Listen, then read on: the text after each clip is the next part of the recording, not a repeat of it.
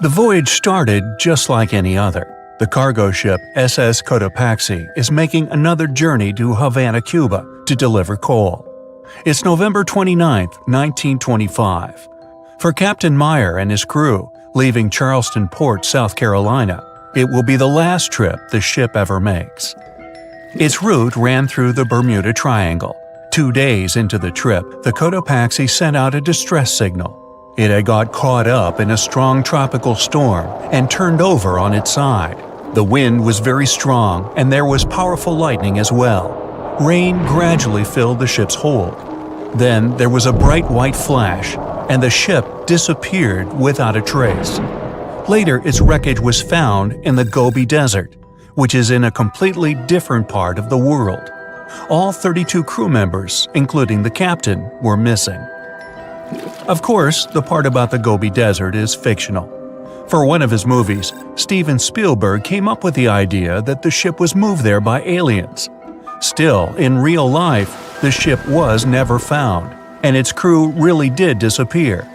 It was officially declared missing a month afterward, and nobody could find the wreck. It seems like a classic case of mysterious things going on in the Bermuda Triangle. But most mysteries are solved sooner or later. In 2020, the Cotopaxi was found. A man named Michael Barnett had moved to Florida to study shipwrecks off the coast. One wreck in particular really caught his attention. It was much larger than the others, and the locals called it the Bear Wreck. It was about 40 miles from St. Augustine in northern Florida, but no one had ever managed to identify the rusty hull. So Michael started to do some detective work. He measured the size of the shipwreck and started working through all the information he could find. He researched hundreds of old newspapers, leafed through insurance records, and looked at artifacts found on the wreck. After hundreds of hours of hard work, Michael was sure it was the Cotopaxi. But a few years before, there had been a rumor that the same ship had been found off the coast of Cuba. The Coast Guard found the wreck of a cargo ship about the same size that looked a lot like the one lost in 1925. Michael was sure they were wrong, so he teamed up with some science journalists and kept investigating. Soon they discovered something that seemed to confirm Michael's belief. Divers found brass valves with the letters SV on them in the wreckage of the ship. Michael suggested these initials referred to Scott Valve Manufacturing Company. The headquarters of this company was in Michigan, not far from where the Cotopaxi had been built. The company had probably supplied parts for the Cotopaxi. So the puzzle seemed to be solved.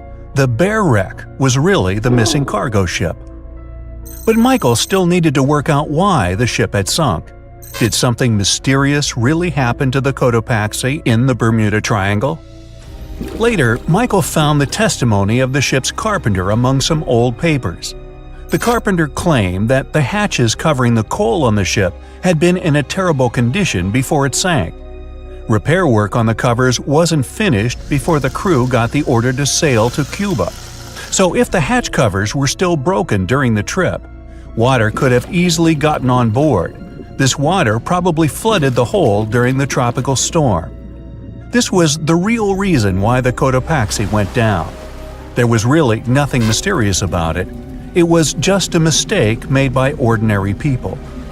But this is just one example out of dozens or even hundreds where ships and planes have gone missing in the Bermuda Triangle. We still can't explain some of these incidents. It seems like there really is something weird going on there. One of these strange events happened in 1948. A passenger jet was headed for Miami from San Juan, Puerto Rico. It disappeared in the same area as the Cotopaxi. The 32 people on board vanished without a trace. The weather was clear throughout the flight, but experts think that when the plane was about 50 miles from the coast, it could have been hit by a strong wind that knocked it off course. Years later, a similar plane was found in the area of the Bermuda Triangle, but because no one could work out the registration, it was impossible to say for sure if it was the same one. Something even stranger occurred not long before, in 1945.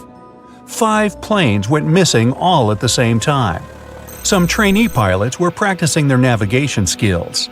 But when they'd finished, it seems they couldn't find their way back home and disappeared. Many people assume they just ran out of fuel. This seems likely, but still, the circumstances were really strange.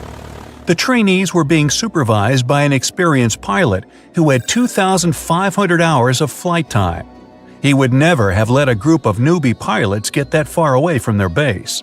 Even now, people still debate what could have happened. Some insist the pilots ran into something supernatural out there in the Bermuda Triangle. But who knows? And here's another freaky thing that happened there which no expert has been able to explain: time travel.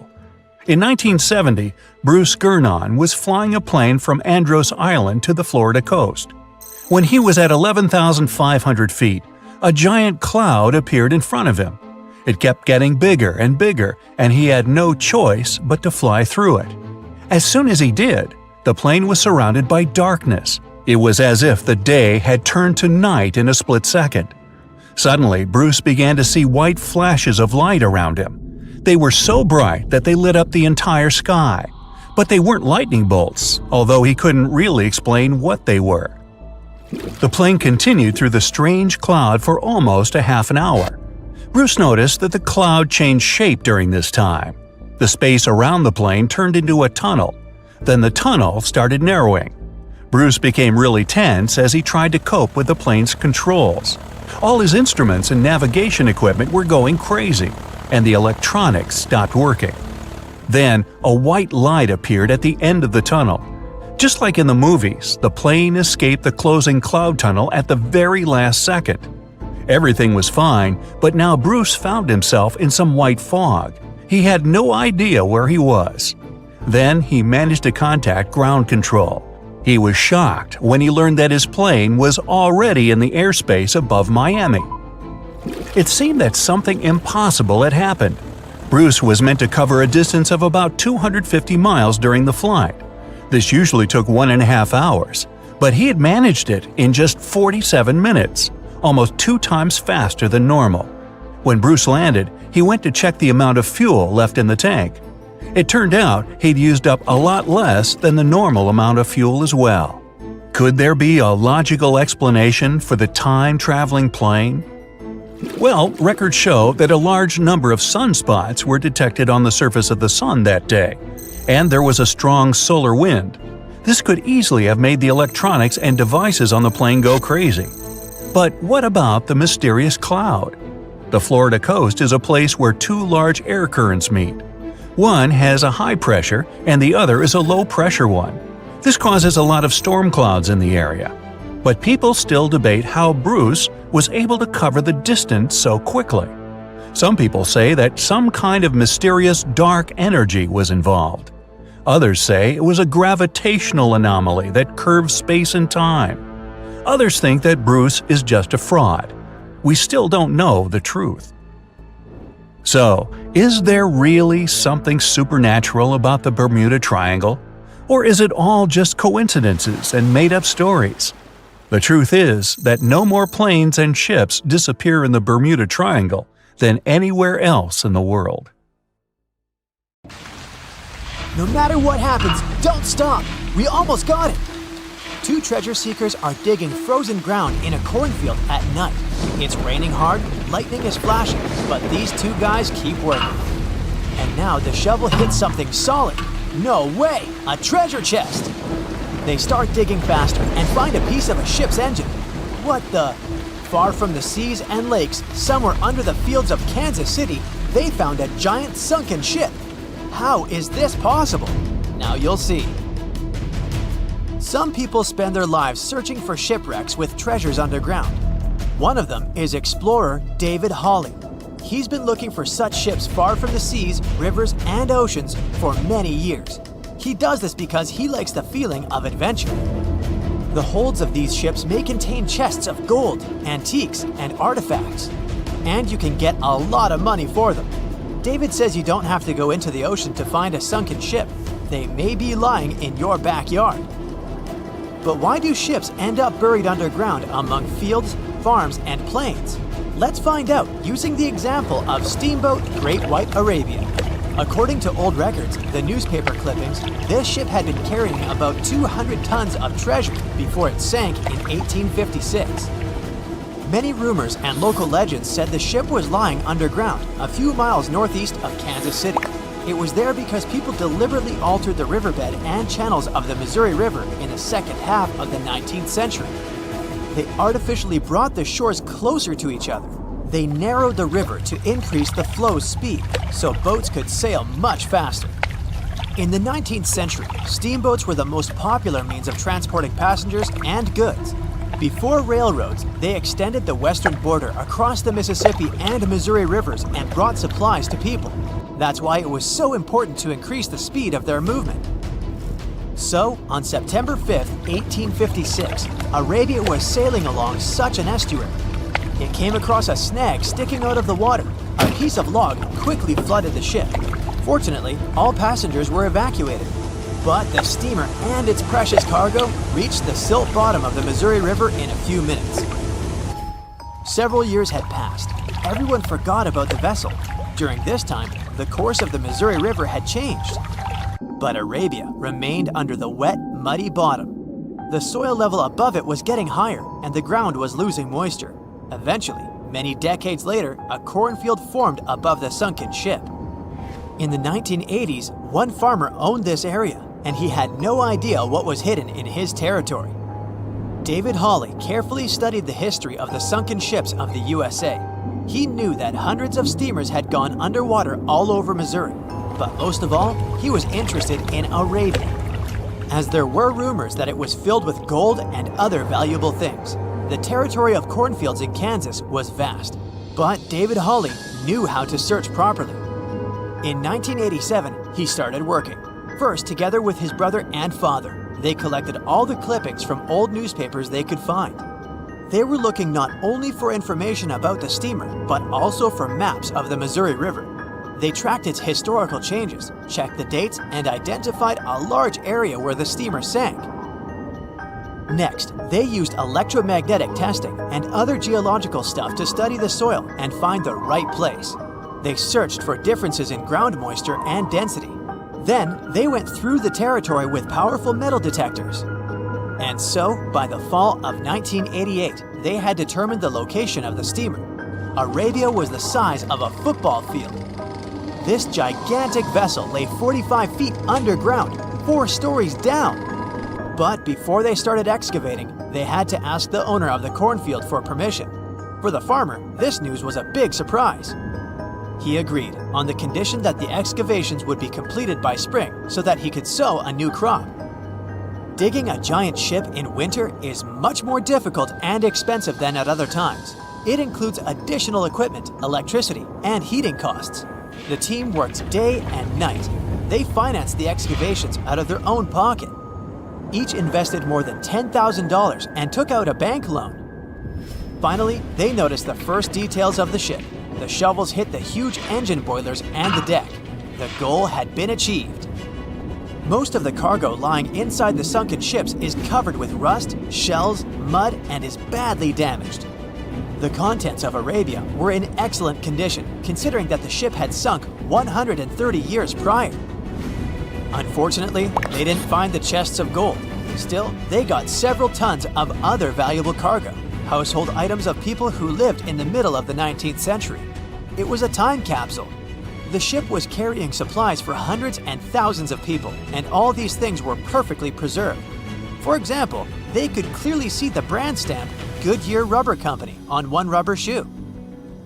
The longer the excavations continued, the more things David and his team found. In the barrels, they found plates from the 19th century. They were intact and usable. Also, there were clean clothes, thousands of pairs of shoes, harpoons, frying pans, and umbrellas. The ship was carrying cargo to supply about 16 small towns. Yes, it's not gold, but such artifacts are also precious. The contents of the ship could be worth millions. However, the crew wasn't going to sell these things. They made a museum on the site of a former fruit market in Kansas City. If you go there, you will immediately feel like you're in a department store of the 19th century. There are thousands of items in good condition. Even the matches here are dry enough to light up. It took David many years to present the entire collection from the steamship. He values each of the items and doesn't want to sell them.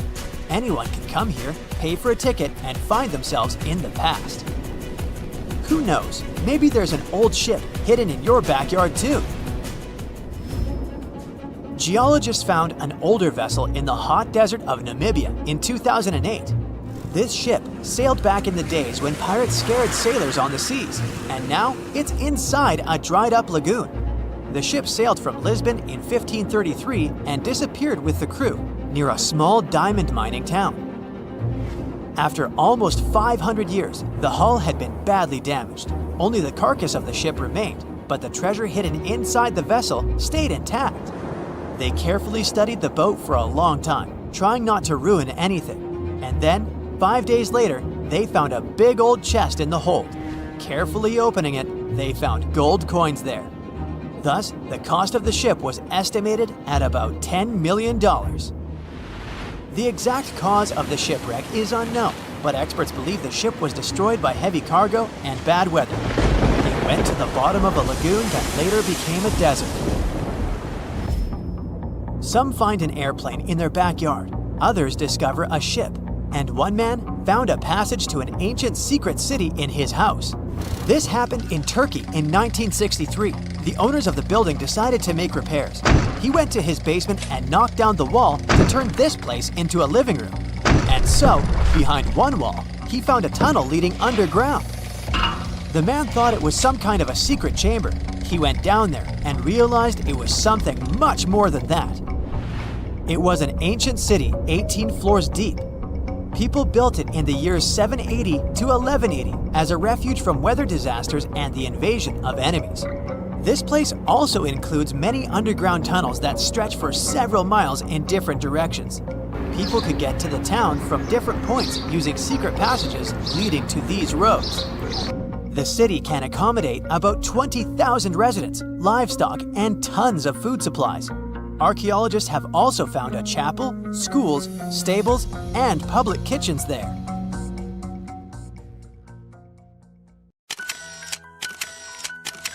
At the beginning of the 20th century, somewhere off the coast of West Africa, a German steamship was leaving the port. Suddenly, the weather got worse, and the vessel entered a thick fog.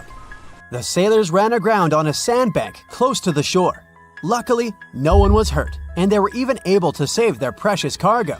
But the ship was stuck in the sand for good. And it was not alone there. Nearly the entire length of the western coast of Namibia is called Skeleton Coast. If the name sounds scary, that's because it is. This 976-mile-long beach line is among the most dangerous places on Earth. The local Bushman tribes believe that their supreme deity made this land when it was angry. The Portuguese were the first Europeans to set foot in Namibia in the 15th century. And yep, they didn't like Skeleton Coast either. Portuguese explorers thought this land presented the gates to the underworld. This is the place where the Namib Desert meets the Atlantic Ocean. It might be dangerous, but it's actually beautiful. Plus, it's a UNESCO World Heritage Site. If Skeleton Coast had a PR manager, they would quit on the first day on the job. The area is not exactly tourist-friendly because of its geography and history. Beneath the sand and the waves, there is a secret ocean currently lurking for unsuspecting sailors. It's called Benguela Current. It flows towards the north along the coast of southern Africa.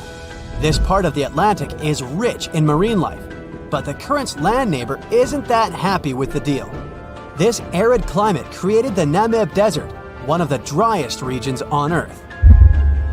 And that marine life I just mentioned? It's sharks. 11 species of them to be exact. And yes, the great white decides to pop by once in a while. So far, we've got a desert landscape, strong currents, and sharks. Not a place for a beachside resort, definitely. But if someone ends up on Skeleton Coast, will they know they're in danger? Don't worry, they will. The beach is littered with wrecks of all sizes and shapes. If you remember that German ship I mentioned in the very beginning, its massive and rusted stern is now sticking out from the desert sand. There are some 500 wrecks in total scattered along the coast, and it's a mixed crowd, from Portuguese galleons centuries old to ships that ran ashore here in the 21st century. A modern fishing ship called Zela India managed to slip from its tow rope in 2008 and ended up on Skeleton Coast. Okay, it didn't escape on its own, it had some help from the elements, but it's better to be a tourist attraction on a beach than to be broken up for scrap. That's where the trawler was originally going, poor thing. Skeleton Coast's most famous inhabitant, to call it such a place, is the wreck of the Dunedin Star. The British cargo liner ran aground here in 1942. The massive rescue operation that followed reveals why it's so dangerous for sailors to end up here. The rescuers managed to save all of the crew and passengers, but at a heavy price. An aircraft and a tugboat were lost in the process. It took the last of the rescuers a full 2 months to return home to Cape Town. Why, you might wonder? One look at the map of the region reveals the reason. It's an endless sea of yellow, which is the sand. There are so few roads here, so Skeleton Coast is hard to reach by land. There are also legal obstacles. You need a special permit to drive into the area.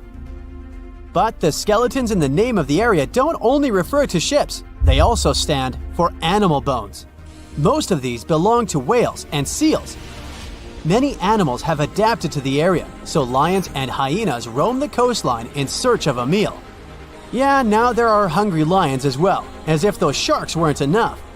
Other animals with a temporary residence on Skeleton Coast include elephants, cheetahs, leopards, and giraffes. In 1971, the Namibian authorities established a national park here, but except for surfers, after an adrenaline rush, they don't get many visitors. You can understand why. The Namib Desert is the oldest desert in the world, and it's not very tourist-friendly either. Those who travel to the region should pack sunscreen and a warm winter jacket. A weird combo, right? Well, not so much when you think that during the day, temperatures soar over 110 degrees Fahrenheit. At night, the air temperature drops below freezing. What a climate roller coaster! And that's not the final danger. Yep, there's more. Remember how that German ship got lost in thick fog? Yeah, it wasn't a one-off event. Because of the region's climate, fog shows up frequently. Sailors should cover their ears now, but this fog is actually good for wildlife. This is their only source of water in the Namib Desert. Reptiles and mammals have adapted to the harsh climate. They use as little water as possible. Shifting sands, thick fog, strong currents, lions, and sharks. Not the stuff you would put in a tourist booklet, but Skeleton Coast isn't the only beach on Earth you wouldn't want to spend your vacation on. I will take you to Cape Tribulation in Australia. The area covers some 48 square miles in the northwestern part of the continent. And no, the area is not as dry as Skeleton Coast. It's part of the Daintree rainforest. You could say that here, it is the rainforest, not the desert that meets the ocean. The beach at Cape Tribulation is straight from a postcard. But looks can be deceiving. Australia? Probably sharks. No, crocodiles are out here to get you if you decide to go for a dip in the sea. There are saltwater crocodiles that the locals call salties. Well, that's a cute nickname for such a dangerous reptile. And it's not just that. The wildlife seems to have a beef with visitors. From October to June, the waters around Cape Tribulation are full of box jellyfish. Their venom affects the human cardiovascular system. When touched by a jellyfish out at sea, swimmers won't have enough time to reach land for help. Vinegar helps neutralize the sting, so you might want to keep a spare bottle in your luggage. Crocodiles and jellyfish sound dangerous, but there's one more animal you should look after. It's the wild boar. It might sound funny, but you won't laugh when you're being chased by one of these across the beach. 21 million wild boars live in Australia. They're mostly active at night, making it even more dangerous if they charge at you. The best defense is running in circles. Wild boars can't cut corners well. That's probably why we don't see many of them taking up careers as race drivers. Cape Tribulation has one last danger installed for you, and it's not an animal. Out here, even the trees are plotting against visitors. The stinging tree got its name for a reason. If you try to pick one of its beautiful red berries, it'll fight back. Its prickles are like tiny glass shards. The less than pleasant effect on your skin will last for a month. Then there is this wait a while bush. Who keeps naming them like this? This long vine has spikes that grab hold and just don't let go. They are so strong they can pull a human off a horse. You'll have to wait for someone to come by and save you from this thorny grabber. If you are about to cross this Australian beach from the vacation list, hold on for a second. Tourism is booming here. The local authorities have restricted access to all of the danger zones. Visitors go swimming in dreamy water holes that are surrounded by lush vegetation. There are even ropes to swing from. Now, that's a beach you can finally relax on. The moon shines brightly and illuminates the black water of the ocean. Thick fog descends on it in ominous silence. Then, it's suddenly broken by the creaking of wooden boards, followed by a rippling of the waves. Through the fog, you see the outline of an old, large ship. Its hull is rusty, and a strange cold is coming from it. But the most unsettling thing is that there's no one on the deck. The ship sails without a crew. No, this isn't a mythical Flying Dutchman, but a very real ghost ship. September 2nd, 2019. The British Royal Navy's ice patrol ship, called the HMS Protector, sails through the calm waters of the Atlantic Ocean. The time is 11 p.m. Some of the ship's crew are on deck, while others are sleeping in their cabins. The captain steers the ship and looks straight at the horizon. The sky is lit up by an orange twilight, and clouds float in the distance. Suddenly, against this beautiful landscape, one of the sailors notices the black silhouette of an unknown ship. The captain slows down and steers the ship a little closer to the mysterious vessel. This is an old cargo ship, 250 feet long. Attempts to contact the crew members lead to nothing. It seems the unknown boat is floating in the ocean by itself. There's no one on board, at least, no one alive. The deck of the ship creaks from rocking on the waves. The sun sinks below the horizon, and it gets dark. The ship looks terrifying. British sailors don't dare to climb on that strange deck. They take a photo, post it on the internet, and sail away. Many people on the internet will assume the sailors met a real ghost ship.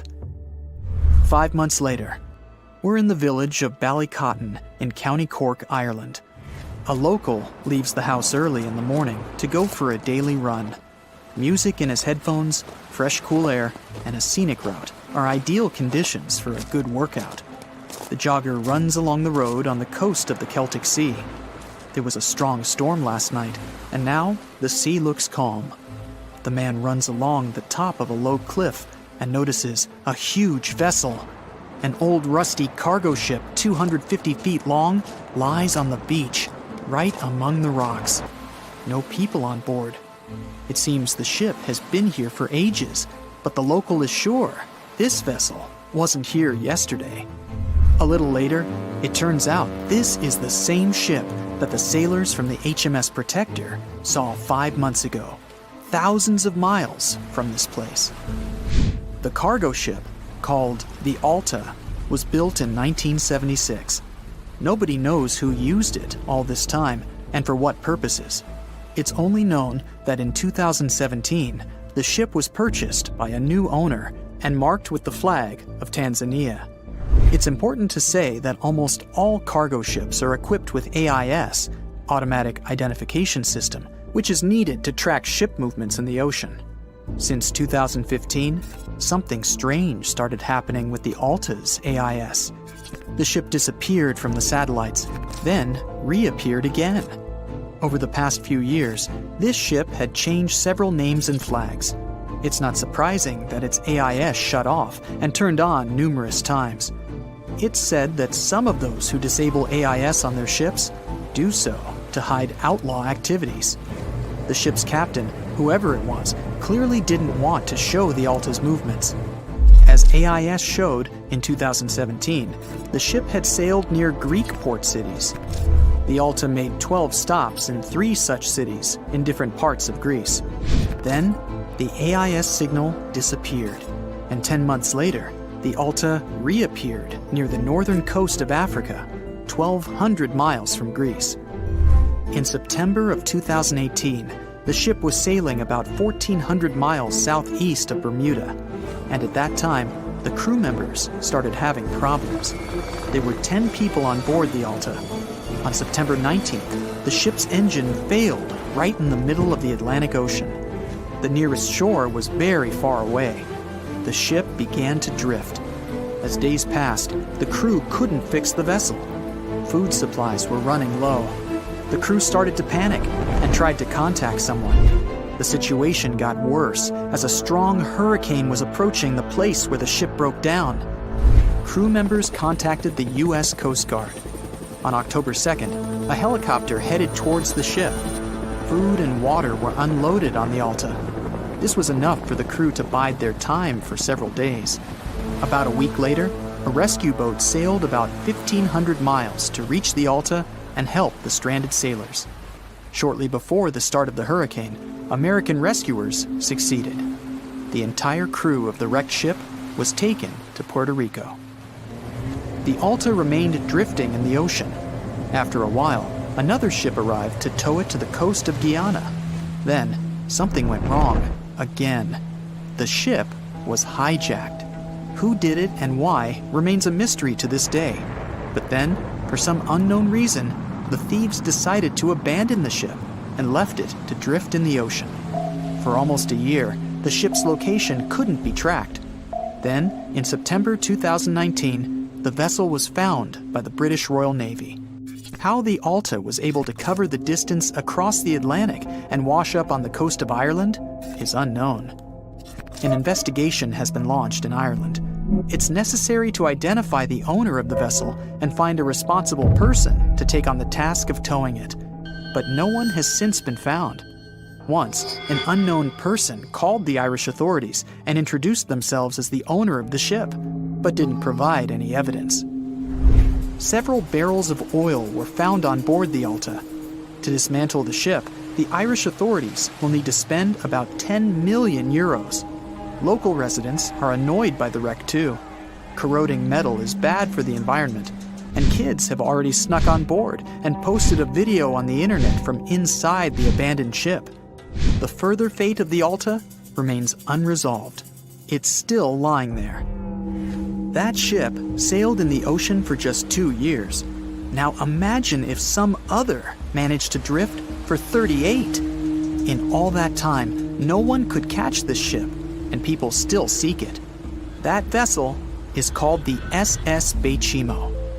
It was a merchant ship owned by a Canadian trading company. In 1931, the ship got stuck in ice off the coast of Alaska. A strong snowstorm began. The team waited a week for it to end, but the storm only intensified. One day, the weather improved a bit, and part of the team was evacuated to the nearest city. Another part of the crew, with the captain, set up camp near the ship. The storm started again and didn't stop for a long time. The blizzard was so heavy that the ship's captain couldn't see beyond his arm's reach. Finally, when the storm was over, the captain saw that the ship simply vanished. He decided the Baychimo sank during the storm. A week later, the ship was found, drifting near the place where it was lost. The hull of the ship was damaged so badly that it was unsafe to sail on it. The captain decided to abandon the ship. However, it didn't sink. For the next 38 years, it was drifting at various points along the Alaskan coast. Several times, people climbed on the ship, including native Alaskan residents and a group of researchers. Attempts to save the vessel from the sea ended in failure. The salvage operations were hampered by drifting ice and bad weather. The last time it was seen was in 1969. The ship was frozen and blocked by the ice. In 2006, the government created a special project to find the Baychimo. However, in all these years, the ship still hasn't been found. its fate is unknown. It's likely that the ship has finally found peace and is now lying on the seabed of the Chukchi Sea. They say nothing is ever lost, and it's true. Let's discover ships frozen in time. The first one is truly fascinating. Here, the Antikythera shipwreck. It's a Greek trading ship from the 1st century BCE. It's located on the east side of the Greek island of Antikythera and at the merging point of the Aegean and Mediterranean seas. Around 2,000 years later, in 1900, a group of Greek sponge divers discovered the wreck. They were going to Tunisia, yet they were forced to find shelter from a storm on a nearby island. Since they couldn't go anywhere due to the storm, they decided to look for sponges until the weather got calmer. One of the divers discovered the shipwreck at depths of around 130 feet. Imagine someone going for a sponge hunt, but getting out to the surface with archaeological treasures. The captain of the sponge boat talked to the Greek officials about what they had found. The officials sent 2 ships to the wreckage. The salvage operation was successful, and discoveries are now in Greece's National Archaeological Museum in Athens. The findings included 3 life-sized marble horses, jewelry, coins, and hundreds of works of art, including a 7-foot-tall colossus statue of Hercules. Among these treasures, Antikythera ephebe, a bronze statue of a young man, caught more attention. Because the ephebe doesn't comply with any familiar iconographic model, and there are no known copies of his type, he held a spherical object in his hand. Scholars have different theories of who that person could be, but they are not in a consensus yet. More than 70 years later, Jacques-Yves Cousteau and his team went to the area and recovered hundreds more artifacts and the remains of 4 people. Interestingly, they discovered a complex set of interlocking gears, capable of predicting the movement of the sun, moon, and several planets. The mechanism can also show the times of solar and lunar eclipses years into the future. Think of this Antikythera mechanism as an early computer calendar. You know, to plan significant events like agricultural activities, religious rituals, and Olympic Games. These artifacts found in the Antikythera wreckage are some of the most important findings in modern archaeology. Just the Antikythera mechanism itself has changed our perception of the limits of ancient technology. The mechanism has a sophisticated design and was made over 1,000 years ago. After all these amazing discoveries, experts believe that the wreckage site has remained largely unexplored, and is mostly because of its location and the landscape of the seafloor on which the ship rests. The wreck is too deep for scuba divers but too shallow to use something like a submersible. A survey made on the seafloor in 2012 showed evidence of a second wreck about 800 feet to the south.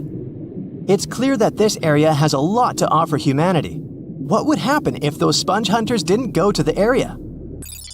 Scientists found a shipwreck in Antarctica at the bottom of the Weddell Sea 107 years after it sank. The name of the ship was Endurance, and it was the lost vessel of Antarctic explorer Sir Ernest Shackleton. Scientists who laid eyes on it decades later say it is among the greatest undiscovered shipwrecks ever. That is why they filmed the whole discovery. The video shows the remains of the Endurance and proves it is still in remarkable condition. It has been sitting in 10,000 feet of water for over a century, yet it looks like it sank very recently. So the story goes like this. The ship was crushed by ice and sank in 1915. Shackleton and his crewmates had to escape by themselves in small lifeboats. From then on, it was all about survival. Shackleton imagined to get his crew to safety. Then, the ship sank. Yes, this is a pretty impressive story. But why did scientists prize this ship? Firstly, Shackleton's Imperial Trans-Antarctic Expedition sailed to make the first land crossing of Antarctica. Yes, the crew was trapped in ice, but the intention was important. Secondly, it's about the challenge itself of finding the shipwreck. The Weddell Sea is almost always covered in thick sea ice. You know, the same ice that made the Endurance sink.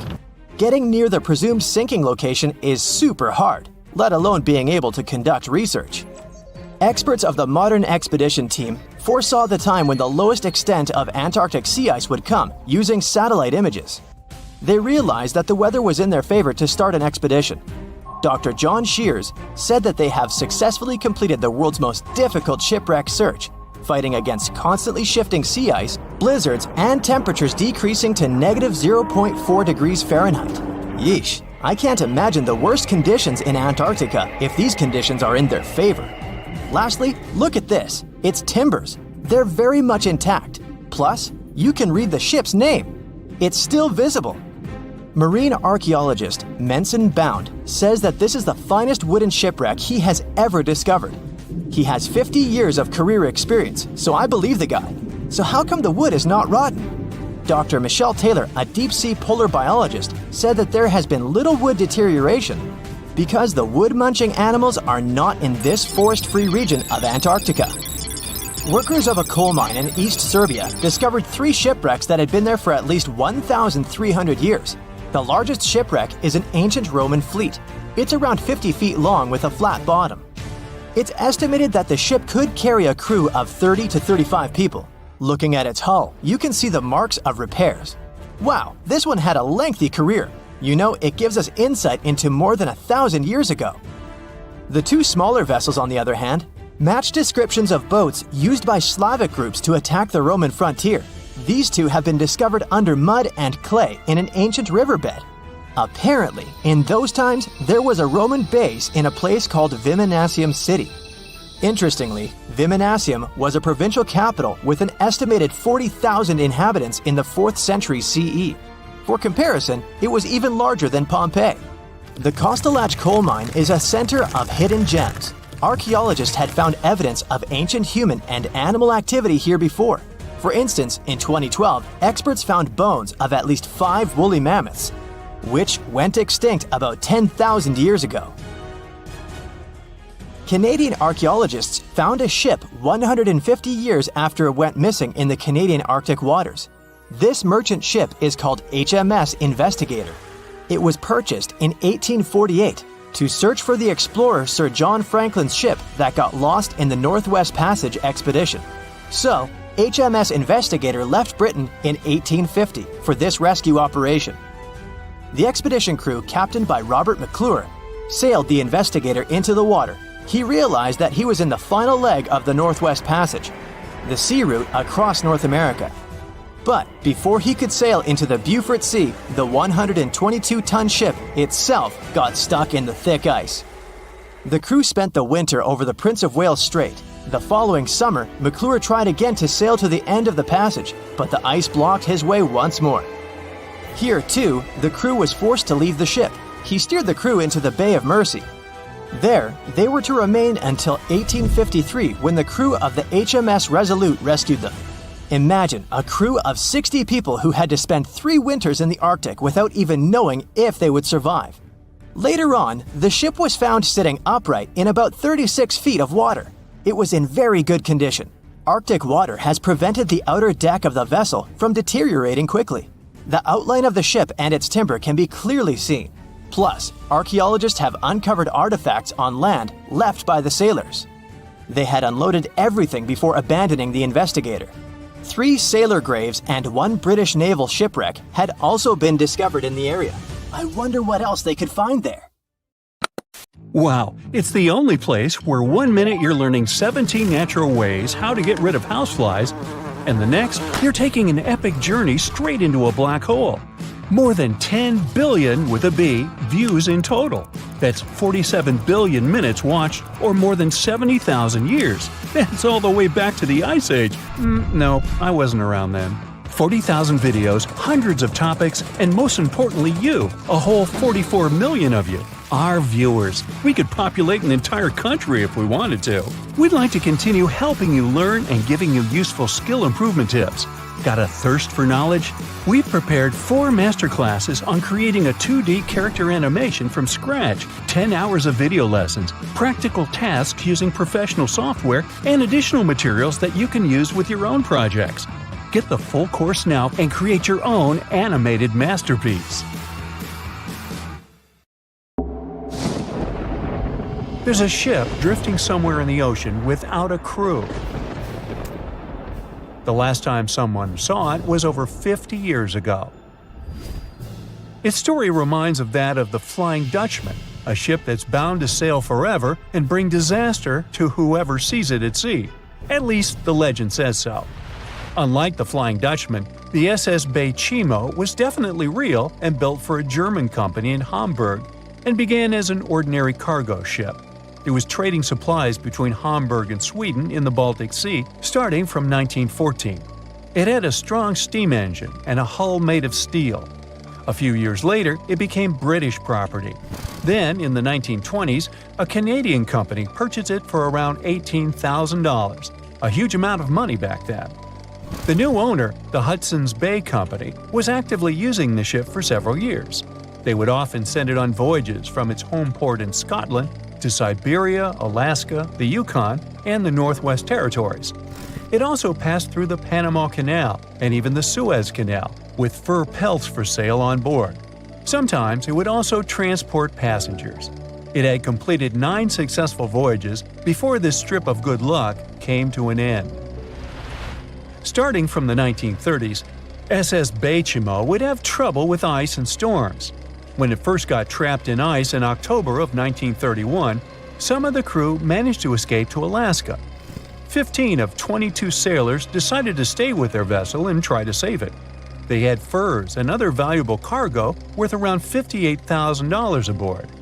The company sent them supplies to survive the winter. They set camp near the ship out of the hatches, tarpaulins, and other materials, and offloaded the cargo. At the end of November, a blizzard rushed through the area, and it seemed like it had taken the ship with it.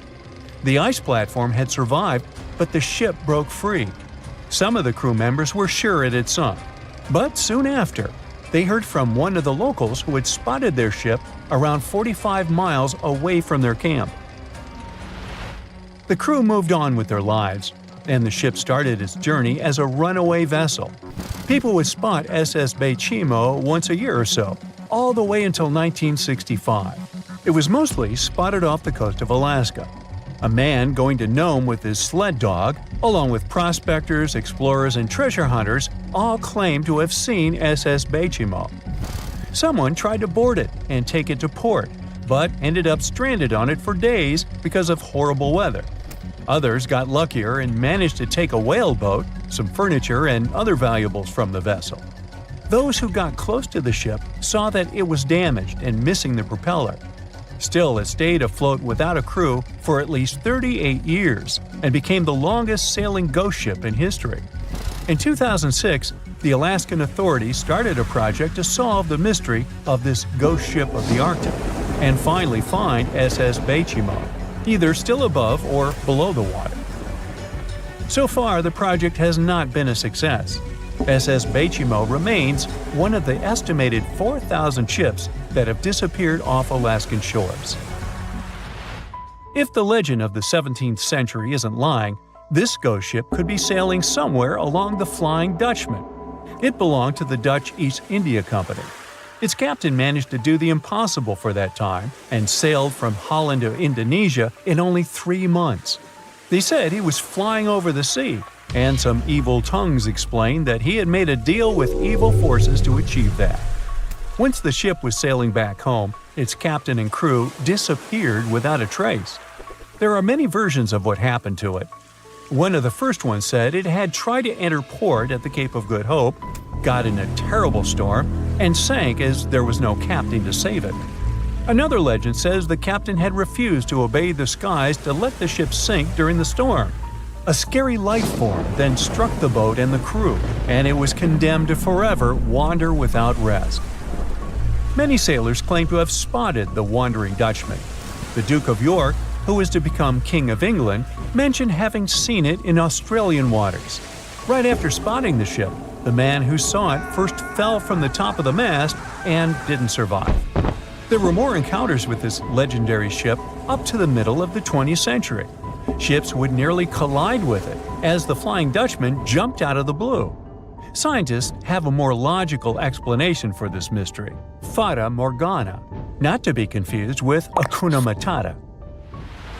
Now, when you're out at sea on a hot day and the air is all wavy, it feels like when you look at the road on a scorching summer day.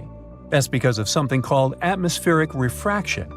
When light passes through different layers of air with different temperatures and densities, it bends and twists. Sometimes, under certain conditions, This bending of light can create really bizarre optical illusions over the ocean, like sightings of the Flying Dutchman. The Fata Morgana phenomenon can make distant objects appear distorted, stretched, or even lifted above the horizon. So you can see a ship far away, but because of the way the light is bending, it will look like it's floating above the water or even disappearing and reappearing. A Fata Morgana is most commonly seen in polar regions, especially over large sheets of ice that have a uniform low temperature. But you can see it anywhere, even in deserts and over lakes on hot days. The first stories about ghost ships go all the way back to ancient Greek and Roman mythology. One of the most famous ghost ships in history is the Mary Celeste. This brigantine was traveling from New York City to Genoa and was fully stocked with provisions, but missing a crew when it was discovered in the Atlantic Ocean in 1872.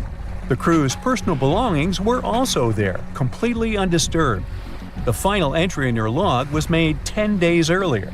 We still don't know what happened to its crew, and the ship has inspired many spooky stories and legends. The Lady Lovibond was another legendary schooner that is believed to have been wrecked off the coast of Kent in the middle of the 18th century.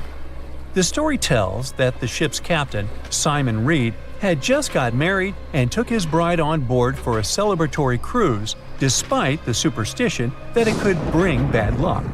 They were on their way to Portugal when the first mate, who is also in love with the captain's new wife, went mad because of jealousy, attacked another crew member, and then took over the wheel and steered the ship straight into the dreaded Goodwin Sands.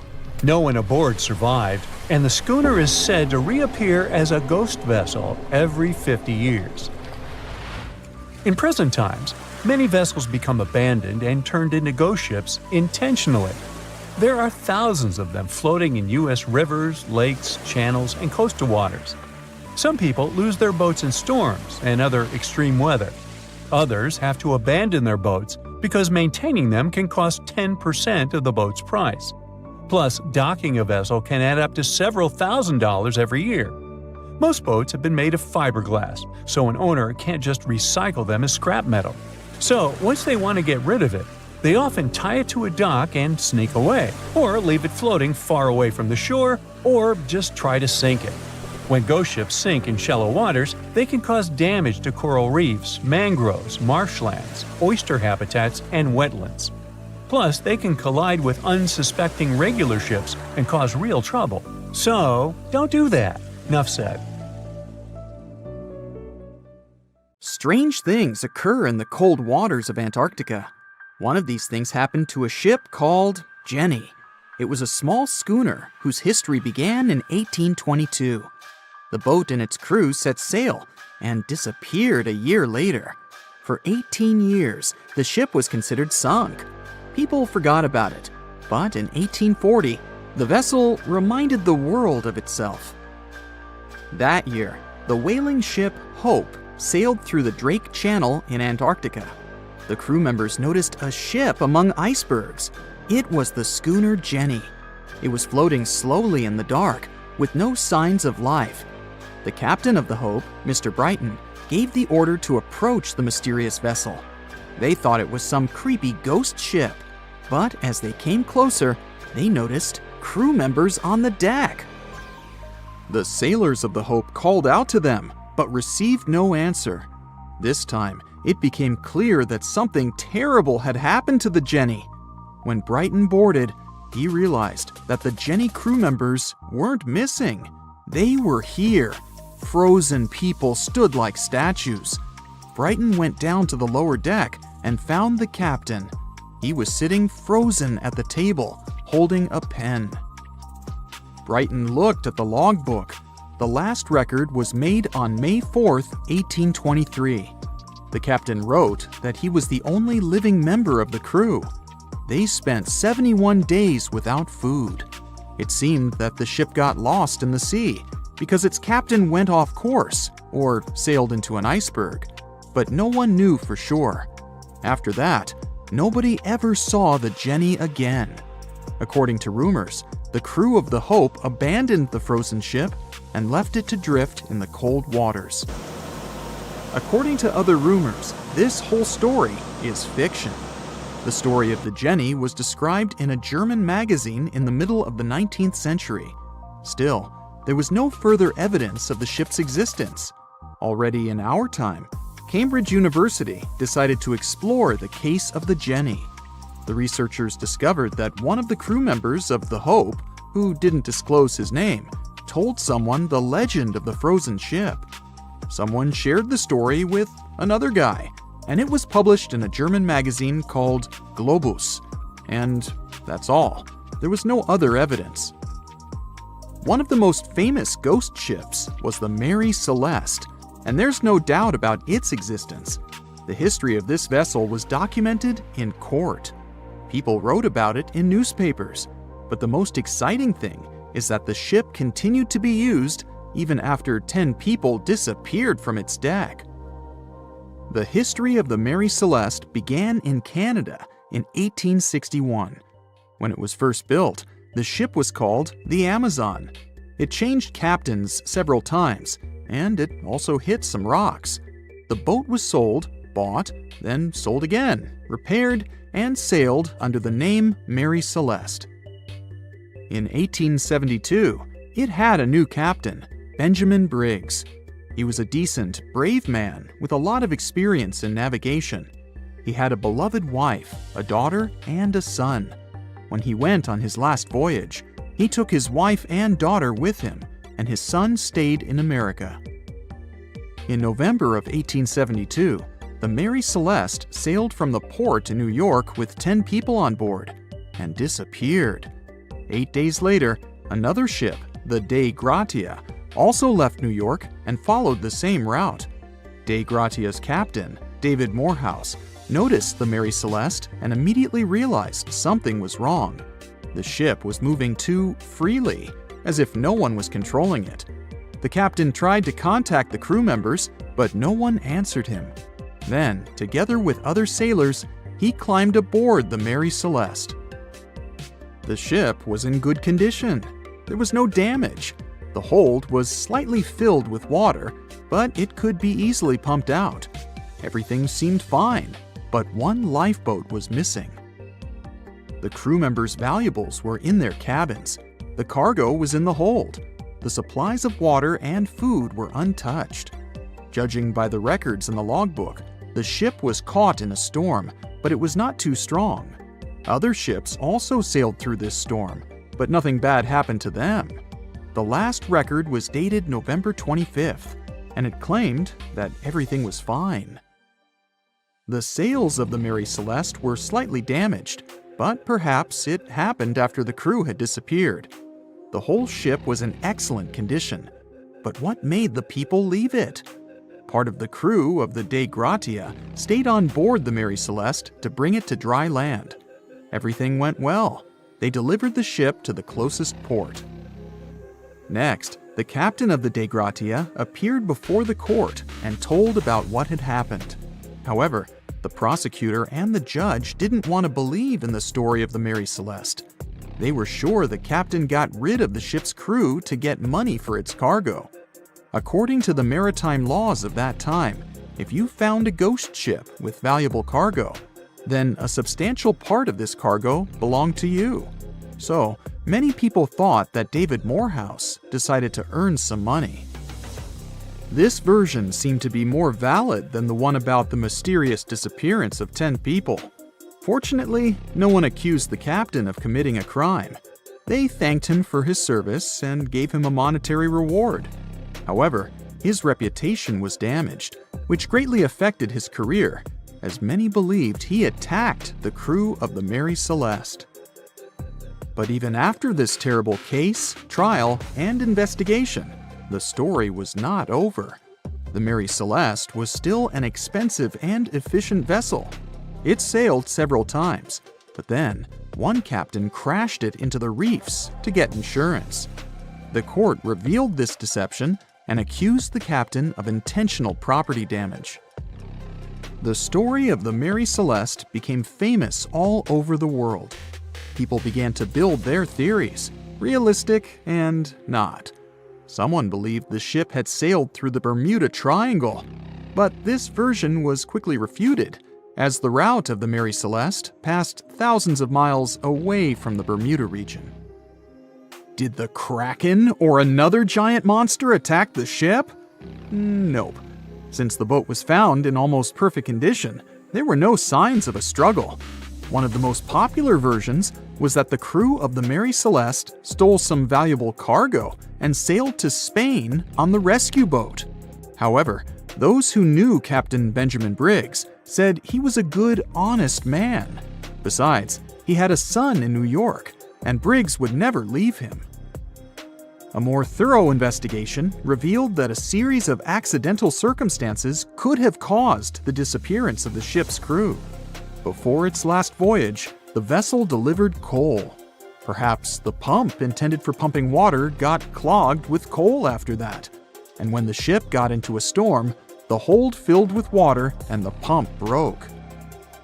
The captain couldn't understand the amount of water because numerous barrels in the cargo hold blocked the view.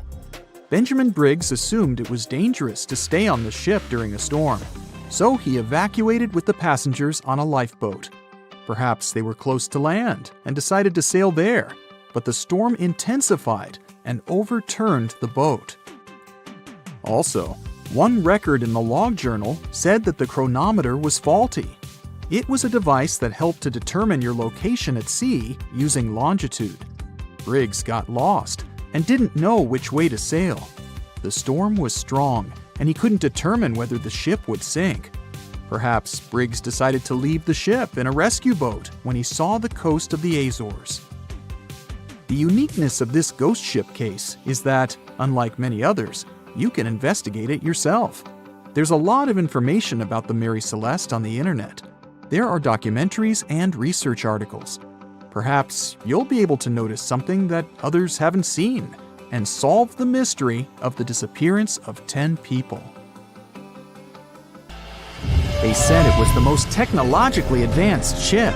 They said it was unsinkable. And when it sank, they made a movie about it. These were the main reasons why the Titanic disaster became world famous. But unfortunately, this is not the only large-scale shipwreck. And sadly, there have been cases much worse than the tragedy of the Titanic. One of them occurred on April 27, 1865. The Sultana steamboat carried passengers and cargo daily between St. Louis and New Orleans. It was a pretty large wooden boat with 3 decks and was 260 feet long and 70 feet wide, almost twice the size of a basketball court. The ship could carry about 350 passengers, but on that unfortunate day, more than 2,000 people were on it. On April 23rd, she was making a routine voyage from New Orleans when it broke down. Something was wrong with the boiler, so the vessel docked in Vicksburg for repairs. At the port, the ship's captain, James Cass Mason, found out about an excellent opportunity to earn a lot of money. All he needed to do was to transfer a large group of former prisoners to the north. The captain agreed to do it, but the problem was that the boiler required a lot of time to repair. Mason was afraid that his competitors would take the job, so he decided to sail despite the malfunction the ship had. He patched up the holes in the boiler instead of a big repair and invited all the ex-prisoners on board. So, there was a broken boiler, an excess number of passengers, a lack of lifeboats, and not the best river conditions.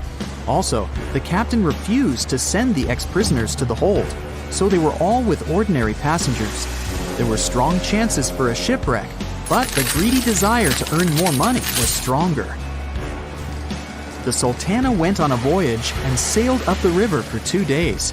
At this time, one of the biggest Mississippi floods in history began. The river overflowed its shores because of the flood, with the water level rising several feet. All the trees on the shore disappeared, and only the tops were sticking out of the water. The ship sailed opposite this powerful current, making the boiler work too hard. On the evening of April 26th, the Sultana arrived in Memphis, Tennessee, and they loaded even more, 120 tons of sugar and 200 passengers. She got incredibly heavy. Around midnight, the ship continued its dangerous journey. the captain sailed to barges to load a shipment of coal. At 1 a.m., the vessel left the barge.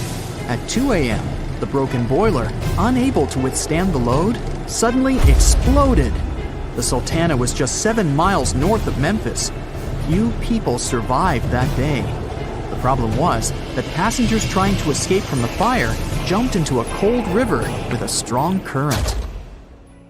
The Sultana disaster is considered the most tragic shipwreck in the history of the United States. The exact number of those who didn't survive is still unknown. According to various sources, this number was from 961 to 1,800 people.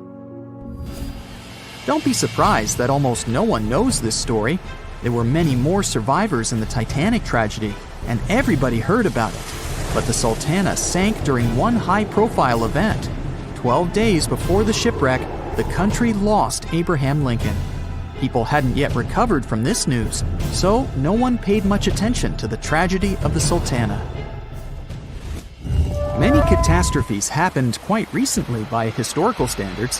One of them occurred in 2002. The ferry Joola was a Senegalese vessel. The ferry sailed twice a week, mainly along the coast of Dakar, carrying passengers who traded mango and palm oil. It made daily voyages and never faced severe problems thanks to modern rescue equipment and good repair service. But one day, the ship's crew discovered a malfunction and sent the boat to port. For almost a year, Joola was in a non-working condition, awaiting repairs. But it didn't get high-quality service. After poor maintenance, the ferry set off on its last voyage. On September 26, 2002, Joola sailed between southern Senegal and Dakar, and at 11 p.m. headed toward Gambia, where a strong storm began. The wind raised high waves, but this wasn't critical for the large passenger ship unless the number of people on board didn't exceed the established norm. Joola was supposed to carry about 500 passengers, but had many more people that day. Too many passengers, poor repairs, and a strong storm caused severe problems for the ship. But the main factor in the shipwreck was that Joola was only built for sailing in coastal waters, but that day it sailed far from the shore. Big waves started rocking the boat, and at some point it just turned upside down. The ship's deck went underwater, and its lower part stuck above the surface like an iceberg. All the passengers sitting in cabins fell on the ceiling and lost their orientation in space. There were no holes or damage in the ship's hull, and water flooded the lower decks for a long time. The vessel stood in a twisted position for several hours. Then, the boat began to sink when the water seeped through the deck and hold. The ocean was warm, but no one came to save the passengers. People had to wait almost 4 days to be rescued. Unfortunately, only a few managed to survive. The Philippines is a very dangerous area for ships. This place consists of several thousand islands and a vast area with shallow water. Ships can run aground and damage the hull with reefs and pitfalls. On September 20th, 1987, one of the most terrible disasters in navigation history occurred there. A Philippine passenger ferry called Dona Paz left one of the islands and sailed toward Manila. The sun was shining, the ocean was calm, and the visibility was good. But for some reason, the crew members didn't notice how the tanker Vector was approaching them. The two ships collided at low speed. The collision wasn't strong, but the problem was that the Vector had tons of oil on board, and the Dona Paz crashed into the cargo hold where that oil was stored. So it spilled all over the ocean, and then a spark slipped through. Not only did the two ships catch fire, but also filled with water. Both ships sank in a matter of seconds. Only a few dozen people survived that disaster. On September 27, 1854, the passenger ship Arctic sailed from Liverpool to New York. The fog came rolling down, and visibility got really bad. Another boat appeared out of the thick white haze, the French steamer Vesta. The ships were close enough to each other that a collision was inevitable. The French vessel was smaller, so it seemed to the Arctic's captain that Vesta had received a lot of damage. And while he was staring at the other ship, his boat got quickly filled with water. The captain gave the order to sail to the shore as fast as possible, but the ship's engines stopped working because of the flood. Then the ship's crew started to lower lifeboats with women and kids. Still, when rescuers found lifeboats with people, it turned out that only 87 out of 400 people survived, 65 crew members and 22 passengers. Surprisingly, there were only grown men among them. The ship's captain survived by clinging to the wreckage. All newspapers wrote about this story as one of the most terrible and shameful tragedies in navigation history. The survivors were criticized because they didn't save women and kids, and the crew members were accused of violating the law, since the safety of passengers should be higher than the safety of sailors. But despite this, none of them were brought to responsibility. Unfortunately, shipwrecks still occur to this day, but fortunately, there are fewer of them than before, thanks to modern navigation systems and radar. But no technology can guarantee there won't be a super strong storm or any other emergency that no one can foresee. Far out in the open sea on a perfectly calm day, a dot appears on the horizon. It grows in size as it gets closer, and soon you can see it's a ship. But when you look at it through the spyglass, chills go down your spine. The vessel is in perfect condition and its cargo is on board, but it's completely devoid of people, drifting listlessly along the current. That was what the captain of the Ellen Austin saw in 1881, and what brought his crew so many sorrows.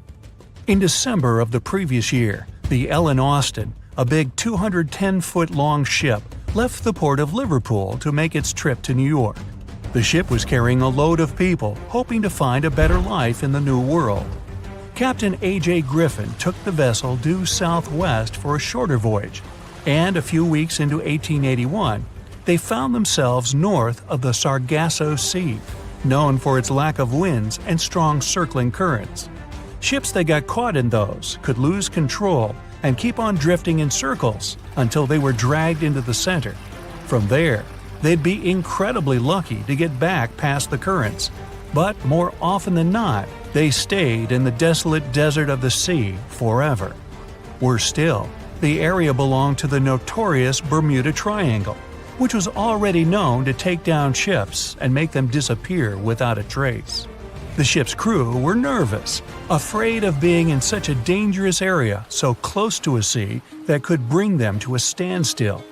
And ominously, some of the Sargasso Sea's calm must have escaped it, because the Ellen Austin lost its speed one day and fell adrift without the winds. It was fine, though. They had ample provisions and were still on schedule. Captain Griffin was walking around his ship, giving orders in a voice full of calm authority, and both his crew and passengers trusted him completely. But then, the lookout shouted from above that a ship was in sight. And indeed, when the captain looked in the direction the man was pointing, he saw a small schooner moving slowly into view and towards the Ellen Austin. As it came closer, it became apparent that the way the strange vessel moved wasn't right. The captain frowned and examined it through his spyglass. The schooner was untouched, but eerily silent. There wasn't a single soul on board. Derelict ships weren't that rare in the Atlantic at the time, but neither were pirates. Captain Griffin decided to wait and watch. After 2 days, the schooner was as quiet as always, and Captain finally thought it was fine to move in. He took a small team of sailors and boarded the stranded ship. There was nobody there indeed, but luck seemed to be on Griffin's side. The precious cargo of mahogany wood was still in the holds. The captain returned to the Ellen Austin and ordered his select men to take the smaller ship along to New York. The crew's spirits arose with the prospect of riches awaiting them upon arrival. When the winds blew strong again, the Ellen Austin continued its voyage, with the unnamed vessel tagging along. But after a couple of days, the ships were caught in a powerful storm and got separated. The wind, rain, and waves beat them for several days in a row. When the weather finally cleared, Captain Griffin ordered to find the schooner. They searched for another day until they finally found it adrift, way off the course. Griffin hailed his men on board the smaller ship, but no one answered. A party of sailors went to investigate and returned with their faces white with fear. The whole prize crew went missing in the storm. The captain wasn't one to lose such a valuable find, though, and ordered another team to take control of the schooner. Reluctantly, the sailors obeyed, and the two ships continued their voyage. They agreed to stay as close as possible to one another and ring their bells at set intervals at night to let each other know they were fine. Several nights went all right, with bells ringing reassuringly every hour. But one day, a thick blanket of fog fell on the sea and almost completely blocked their vision. The ships went on regardless and started sounding their bells earlier. When night came, the fog was still there, but the bells were the sound of life. Until they stopped. Captain Griffin rang the bell once, then twice. No answer. The crew lit the fires and looked out into the sea intently, but the fog hadn't lifted, and they couldn't see a thing in the swirling abyss beyond the ship's board. Nobody could sleep that night, and they waited in silence until the break of dawn. The first rays of sun made the fog slowly disperse, and the whole crew went to the edge of the deck with heavy hearts. There was still hope in them, until the last strands of the mist went away, revealing a vast, calm, and most importantly, empty ocean. The nameless schooner was gone, and so was the second team of the Ellen Austin sailors. The ship sailed the rest of the way to New York in grave silence. Once it arrived at the port, the passengers were only too happy to leave the vessel, and no one so much as turned their head as a goodbye. That was the ship's last voyage as the Ellen Austin. That same year, it was sold to a German shipping company and renamed Meta. No one ever found the derelict schooner or the sailors that went missing with it. And that would probably be the end of this mysterious and unresolved story, if it held at least a little bit of the truth. In reality, none of the enigmatic things in the narrative actually happened. The Ellen Austin did indeed leave Liverpool and headed southwest to New York, and its captain was really A.J. Griffin, taking people to the American continent. But from here, the story falls apart. First of all, the ship went way too far to the north to pass the Sargasso Sea so closely. There was simply no reason to make a detour so broad. Even though the westerly winds were strong, it was still faster to take them head-on than to go in a southerly direction. So the Ellen Austin was probably nowhere near the Sargasso Sea and the Bermuda Triangle. Secondly, the triangle itself has been proven time and again to be nothing but a work of fiction. In fact, it gained popularity in the middle of the 20th century, while nobody even thought of drawing a triangle in the Bermuda area before that. The mystery was popularized by science fiction writers and became a common myth, while no serious research proved it any more dangerous than other parts of the world's ocean. So the crew of the Ellen Austin weren't even aware of the Bermuda Triangle back then, let alone afraid of it. Thirdly, the whole story was told and retold by magazines and mystery-loving personalities with ever-changing details. It first appeared in a newspaper in 1906 and already had the date wrong. The article said the voyage took place in 1891 instead of 1881. Later, the story resurfaced in 1935 on the radio with the wrong name of the captain. It was Baker, not Griffin. The date was also off, saying the trip was taken in August 1881, when the Ellen Austin was already renamed Meta. The legend grew upon with other strange details, such as the ship's route from London to Newfoundland, which was never the case. But the final debunking came from the archives of Lloyd's of London, the marine insurance market that keeps all logs of trade and emigration ship routes. The documents there say that on February 1881, the Ellen Austin completed its cross-Atlantic voyage to New York without incident. Captain A.J. Griffin off-boarded the ship with all his crew hale and hearty and declared no loss of hands during the trip. The voyage took over 2 months because the ship had to fight strong westerly winds pushing it back towards Britain. The crew reported no strange encounters on the way, and the whole thing was as boring as could be.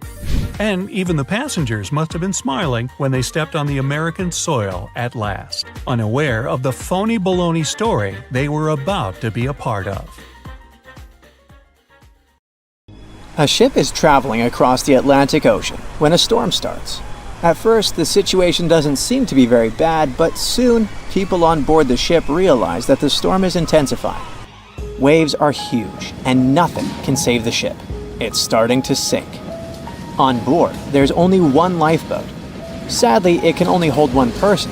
The captain is in a terrible situation. He needs to decide which passenger can be given a chance to survive. Besides the captain, there are 8 people on board. Some of them seem to be lovely. Others look like villains. But you might not know the truth until it's too late. The first passenger is Alex, a 28-year-old talented artist. He's just had his first international exhibition and is boasting about that left and right. He claims to dream of inspiring the world with his art, but did I mention it's his shy twin brother who painted those masterpieces? And Alex just steals his shine?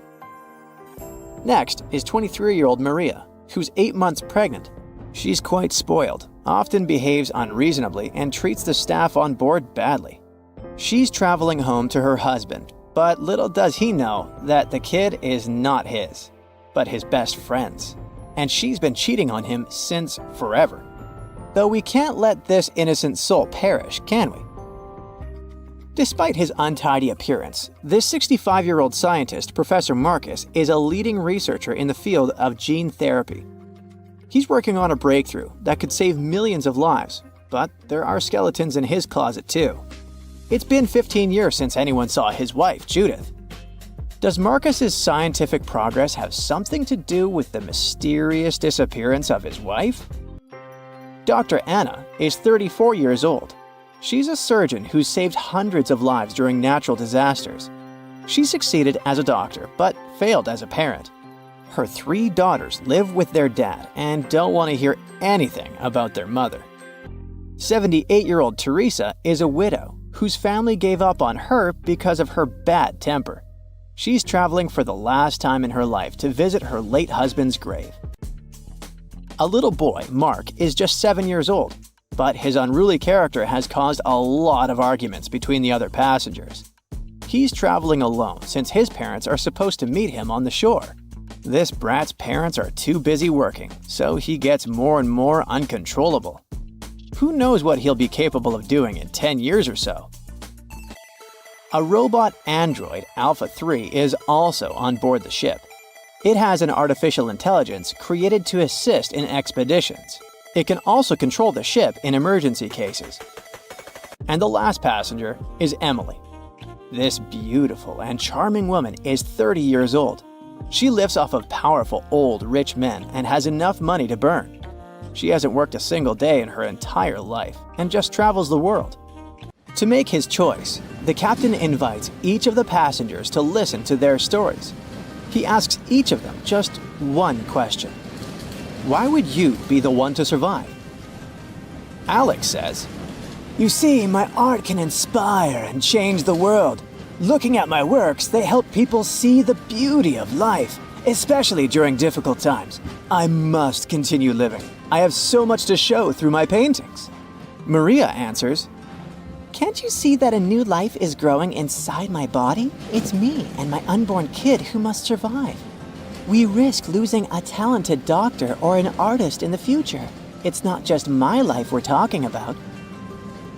Professor Marcus says, "My work is not finished yet. It might save thousands of lives. I'm close to a breakthrough and I need to live to make it." Dr. Anna says, "My hands save lives. I have proven many times that I can do the impossible in extreme conditions. The world can't lose my skills and knowledge." The elderly woman begs, "Please, you must understand me. I might have lived a long life, but I want to see my husband's grave." Mark says, "I'm still a kid. My parents are waiting for me at home. I want to hug my mom and dad." Alpha 3 states that it was created to serve and help people.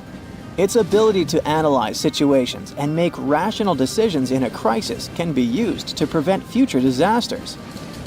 Emily admits, Look at me. Doesn't every person have their unique value?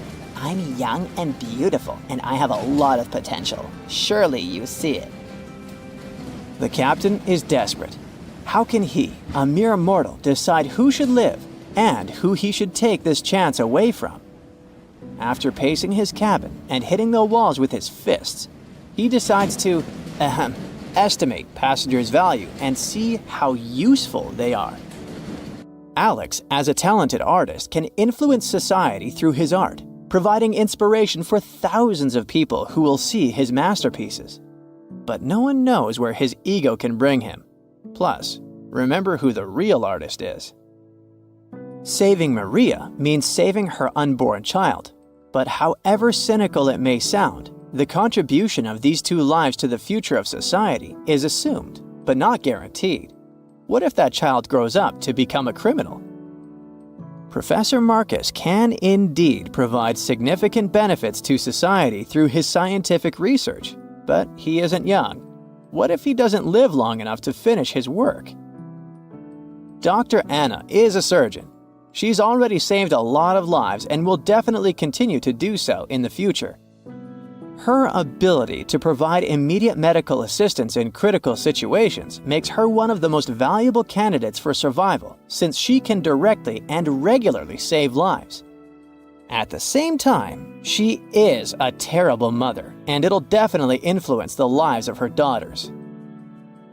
Teresa is living history and experience, but unfortunately, her ability to continue contributing to society is limited. In simple words, she's old, and we don't know how much time she has left. Mark is in a similar situation. He has the potential for a long and productive life, but his immediate contribution to society is limited. His survival is based on the potential for future contribution, which is difficult to estimate at the moment.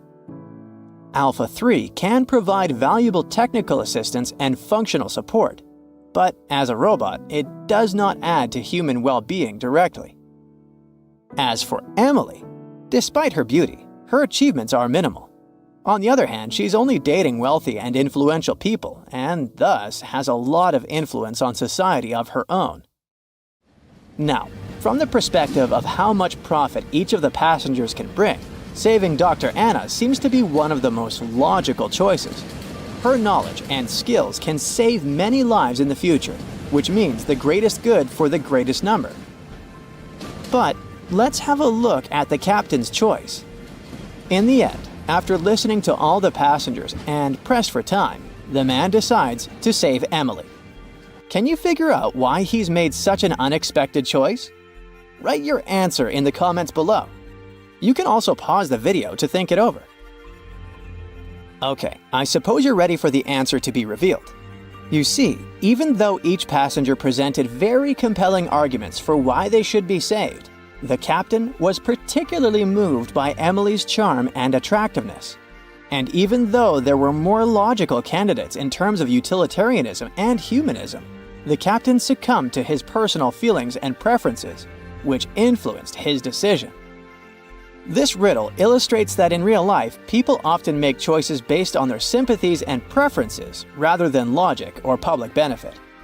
This is because emotions and personal relationships can have a strong influence on our perception of situations and decision-making. Here's a real-life example.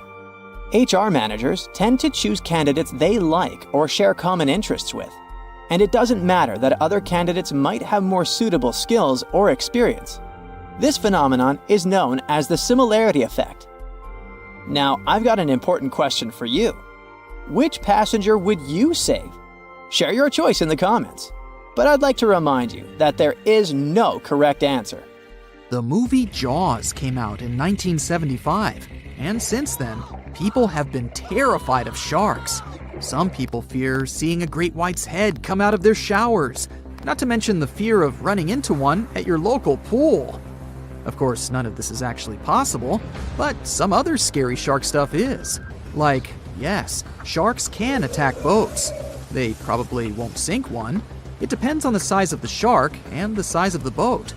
Today, we're diving deep into the facts and myths about the sea's biggest predator. It was the year 1953. On a typical July morning, two fishers set out on their daily lobster harvest. They took their white-hulled dory out to sea off the coast of Cape Breton Island in Nova Scotia, Canada.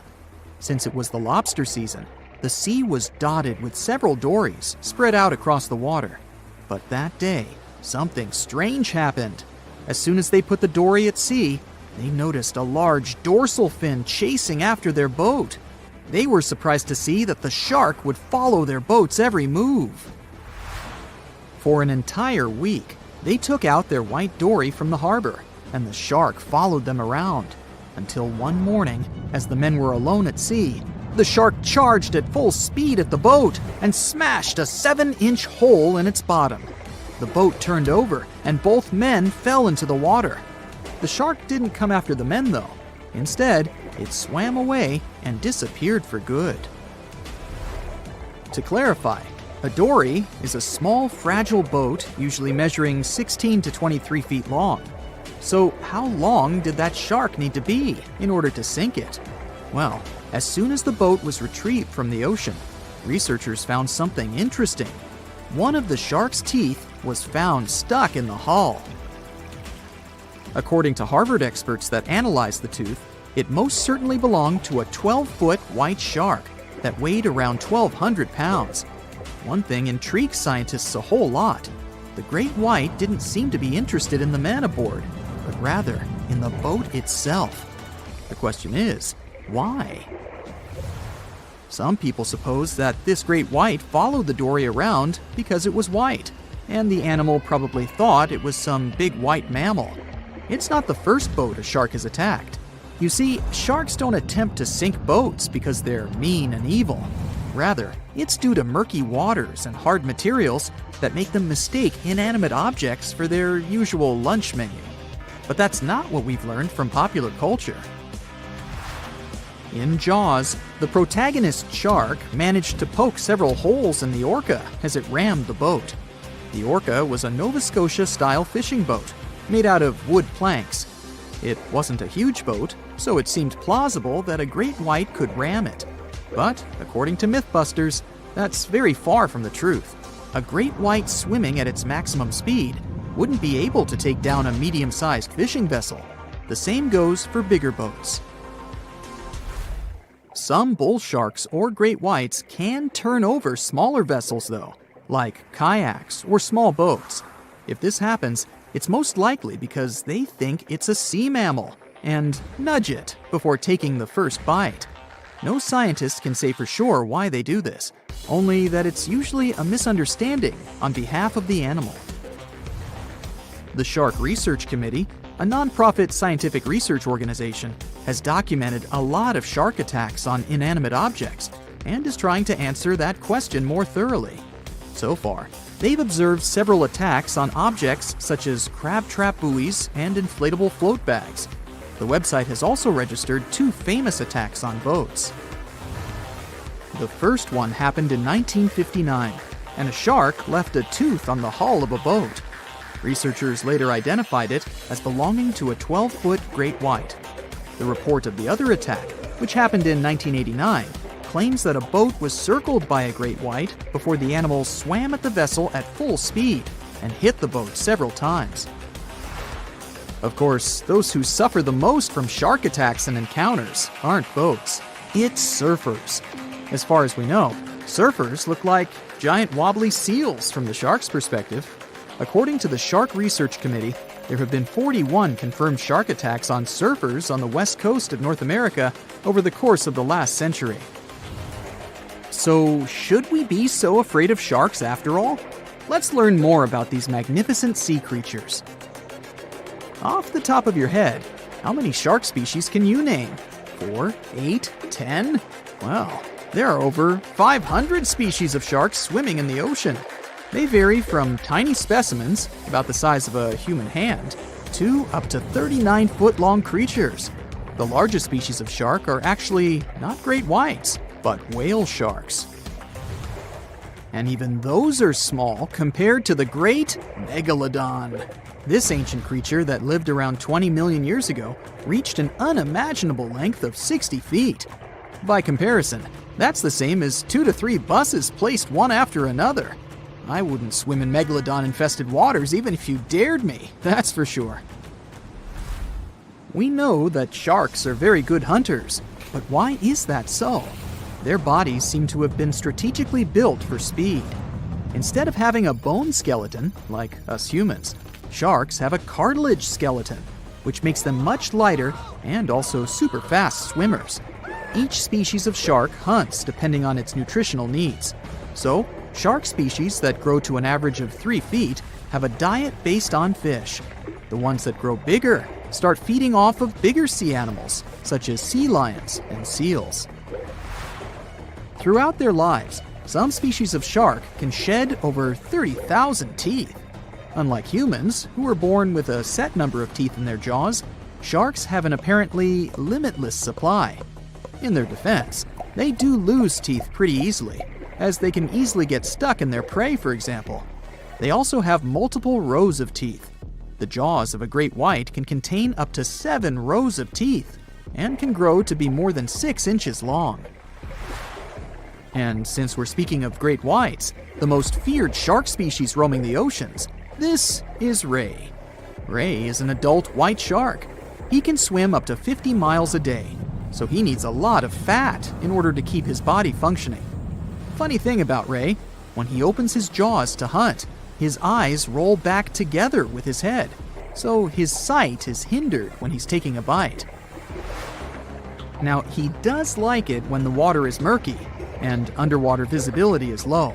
That's because it makes it harder for his prey to spot him coming. These conditions can make it easier for him to grab that yummy seal. But this can also make it easy for him to mistake a random boat for lunch and end up scaring some humans. Some Hollywood movies love to portray sharks as having superpowers. Although they're not innately cruel, one species of shark does have something that can be considered bizarre. Hammerhead sharks, one of the most dangerous species of sharks, have a sort of sixth sense.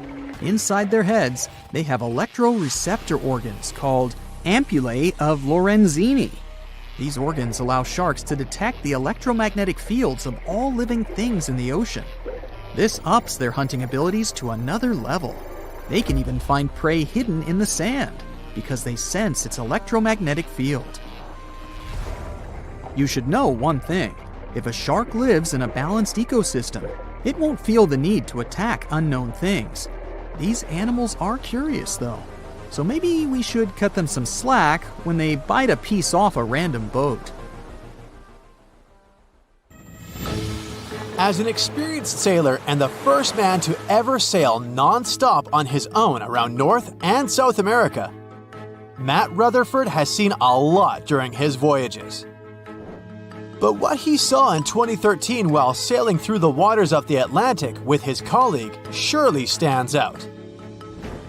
Some 800 miles off the coast of Bermuda, not far away from the famous Bermuda Triangle, they noticed a boat that seemed to be moving by itself. The sails weren't up and the motor wasn't running. The sailors decided to check if there was someone who needed their help aboard, so they moved closer to the mysterious ship. Once they got there, things only got weirder, as they realized there wasn't a living soul aboard. Rutherford started filming to document their discovery. The boat looked so awfully abandoned that they expected to find some pretty scary things in there. But it didn't stop Rutherford from searching the vessel. The boat, which turned out to be named Wolfhound, looked like an upscale one, probably costing hundreds of thousands of dollars. It was pretty weird to find it floating by itself in the middle of the ocean. It seemed like whoever abandoned it was leaving in a rush. There were clothes and other personal belongings all over the main cabin. Some parts of the ceiling had fallen and some drawers had popped open. The brave sailors decided to tow the ghost ship back to Bermuda. It wasn't easy because Wolfhound was bigger and heavier than their boat.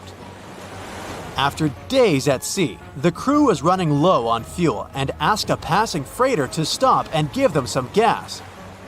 They kept pulling Wolfhound until the tow line got wrapped around the rudder and they realized they could get stranded in the Bermuda Triangle. So they had to abandon the ship. What really happened and how Wolfhound ended up in the middle of the ocean will probably remain a mystery. Rumor has it that it belonged to a member of the Royal Irish Yacht Club.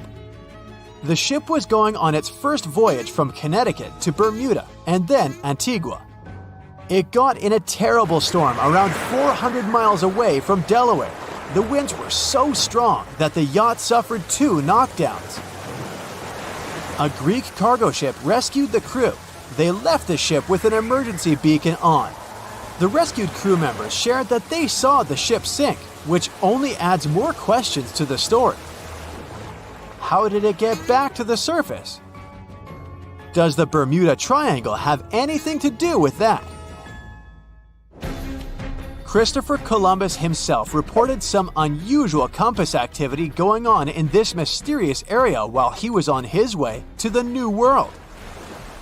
Despite the stories of more than 50 ships and 20 planes disappearing in the area, it remains one of the most heavily traveled shipping routes in the world. Some skeptics believe that this fact solves the Bermuda Triangle mystery. It could make sense because the busier the area, the more accidents happen there. But then again, it's not the number of disappearances that makes the place so mysterious. It's the lack of explanation and wreckage lost for good. The first ever confirmed ship to vanish in the Bermuda Triangle was the USS Pickering. In 1800, it departed from the US on its way to the West Indies. The ship sailed into the Bermuda Triangle along with its 90-man crew. No one ever heard anything from them ever since.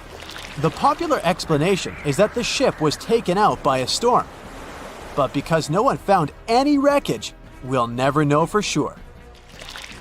The largest ship that has ever disappeared in this mysterious area was the USS Cyclops. In March 1918, carrying a crew of 306 people, the USS Cyclops left Barbados and headed home to Baltimore.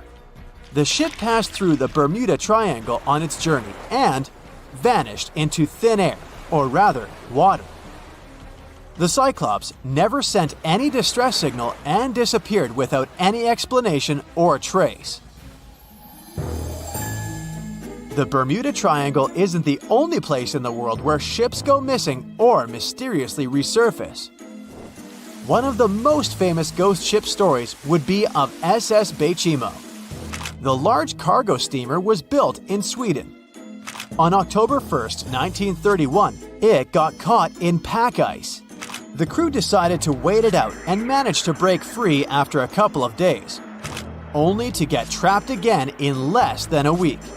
This time, they didn't manage to make it out. A rescue team went by air to save 22 of the crew members. 15 other members stayed in a wooden shelter they built not far away from the ship. Their plan was to wait out the winter and get back aboard. At the end of November, a strong blizzard was rushing through the area. When it was over, Baychimo seemed to have gone away with the storm.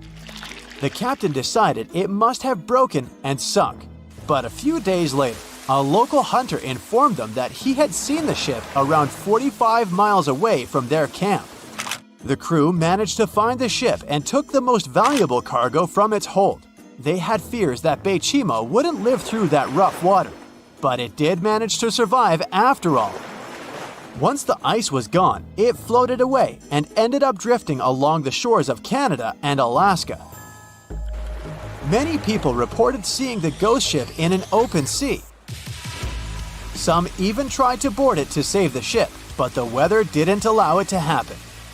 The last time someone saw SS Baychimo was in 1969, 38 years after its crew had left it. It could still be drifting somewhere in the ocean. The story of MV Hoita happened in the South Pacific. The ship was originally a wooden luxury yacht. After serving for 20 years to various owners, it became a merchant ship. In 1959, it set on a trading voyage that was supposed to last around 2 days. When it didn't reach its destination on time, no one was worried at first as things happen in the open waters. After another day, and no distress signals from the Hoita, it was obvious that something serious was going on with it. There were 25 people aboard, and their families wanted to find them. A search and rescue crew worked for 6 days looking for the ship, or at least its wreckage, in an area of nearly 100,000 square miles. That's 1.5 times as big as Florida. Sadly, the mission had come back with no results. It seemed like Hoita had disappeared without a trace. A month later, another merchant ship noticed Hoita drifting in the ocean, miles and miles away from its original route, and none of the crew members or passengers were on board. The cargo had also disappeared. The lifeboats were also gone, so the people must have escaped the ship hoping to save themselves. It turned out that the crew had been trying to get help as they tuned the radio to the International Distress Channel. But the damaged cable didn't let them send the signal any further than 2 miles. It also looked like when they were leaving the ship, the crew took the logbook with them, and we still don't know what exactly happened to Hoita. Family members of those who were on board are still looking for answers. One professor claims it must have been a corroded pipe that leaked and flooded the vessel, but we'll most likely never know for sure.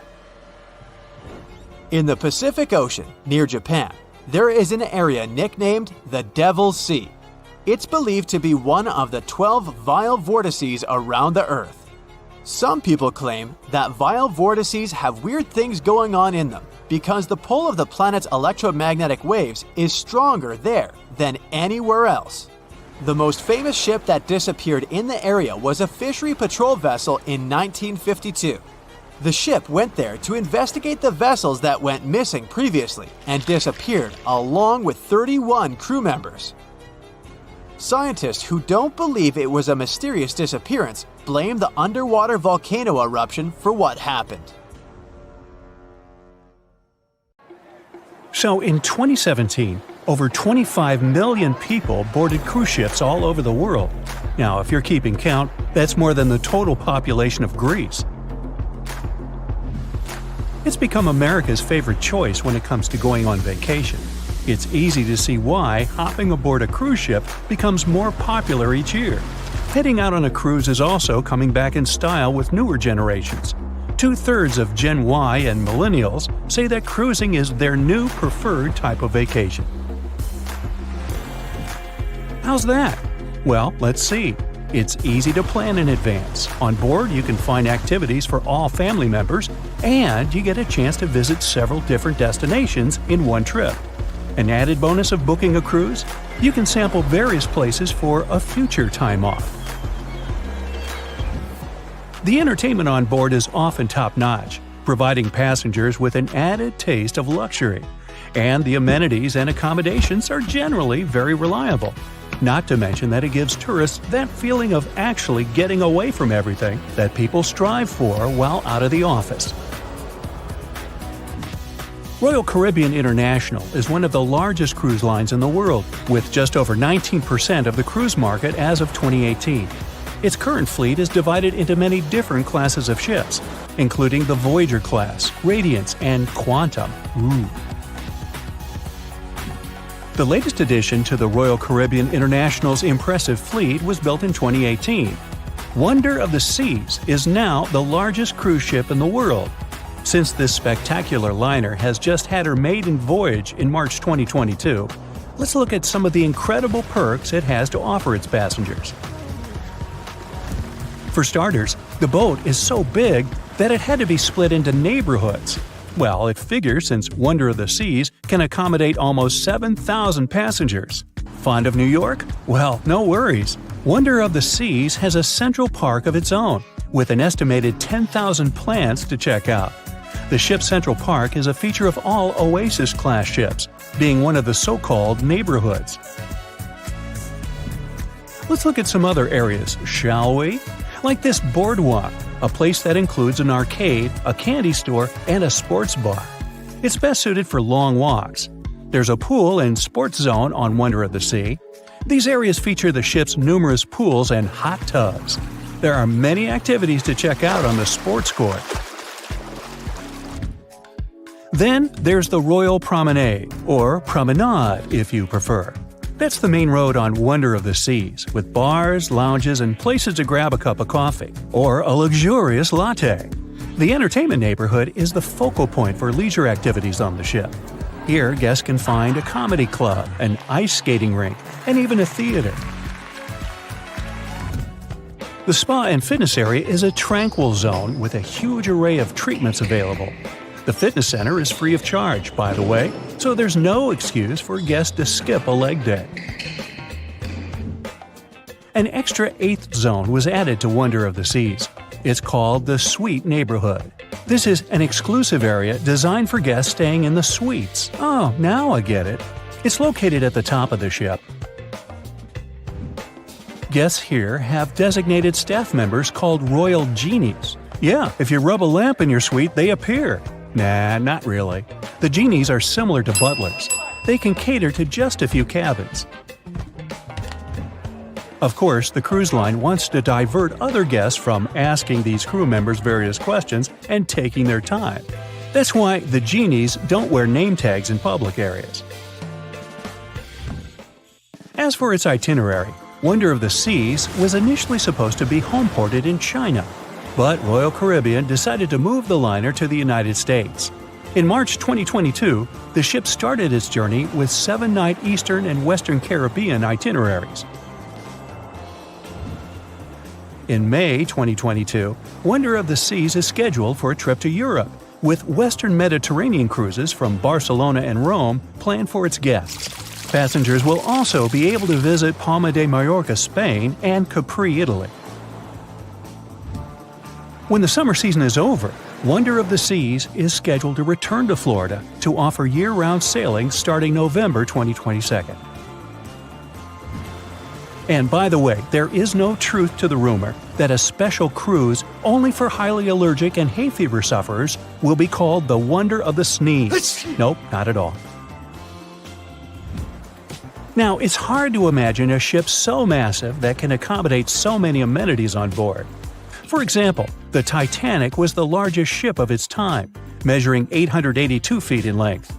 And Wonder of the Seas is not only 1,188 feet long, it's also 36% taller and 34% wider. Speaking of lifeboats, which I am about to, Titanic had a mere 20 lifeboats on board, which was tragically not enough to fit all the passengers after the ship hit the iceberg. But Wonder of the Seas has an even smaller number of lifeboats, 18 to be precise. Sounds weird and dangerous? Well, not really, given that each of these lifeboats can accommodate up to 370 people. It means that all the passengers and crew members, an estimated 8,000 people if fully booked, are going to be safe in case of an emergency. If we could somehow have a race between the two ships, well, Titanic was in fact the faster ship out of the two, beating Wonder of the Seas by 1 knot per hour. Cruise ship passengers today are more interested in the experience rather than the speed of the boat itself. That's why how fast a ship can travel is not an extremely important aspect nowadays. In terms of costs, Titanic cost around $7.5 million at the time of its construction. It's the equivalent of about $200 million today. How about Wonder of the Seas? Well, it cost a staggering $1.35 billion to build, making it 6 times more expensive than the Titanic. How about we compare ticket prices? Well, in this case, the least expensive ticket on Titanic was £7. It's about $1,000 today. The cheapest ticket on Wonder of the Seas is currently $423, but prices may vary depending on the location, season, itinerary, and how much you tip your Royal Genie. And I know you were going to ask, how about icebergs? Well, Titanic steamed in the frigid North Atlantic, where you had to be on the lookout for those. Wonder of the Seas will be cruising the balmy Caribbean, where the worst thing you can hit on is 17 in blackjack. Oops, busted. Anyway, set side by side with its other sisters from the Royal Caribbean Fleet, Wonder of the Seas is equally as impressive. The company's earliest ships could host about 2,500 people. This included passengers and the staff. Such ships were Splendor of the Seas, Legend of the Seas, and the smallest of them all, Thumbelina of the Seas. No, wait, that should be Empress of the Seas. Oops, my bad. The largest ships in the company's fleet can now house about 9,000 people altogether. That's almost 3 times the size and capacity of the earlier liners. Wonder of the Seas is one of them, as well as Harmony of the Seas and Symphony of the Seas.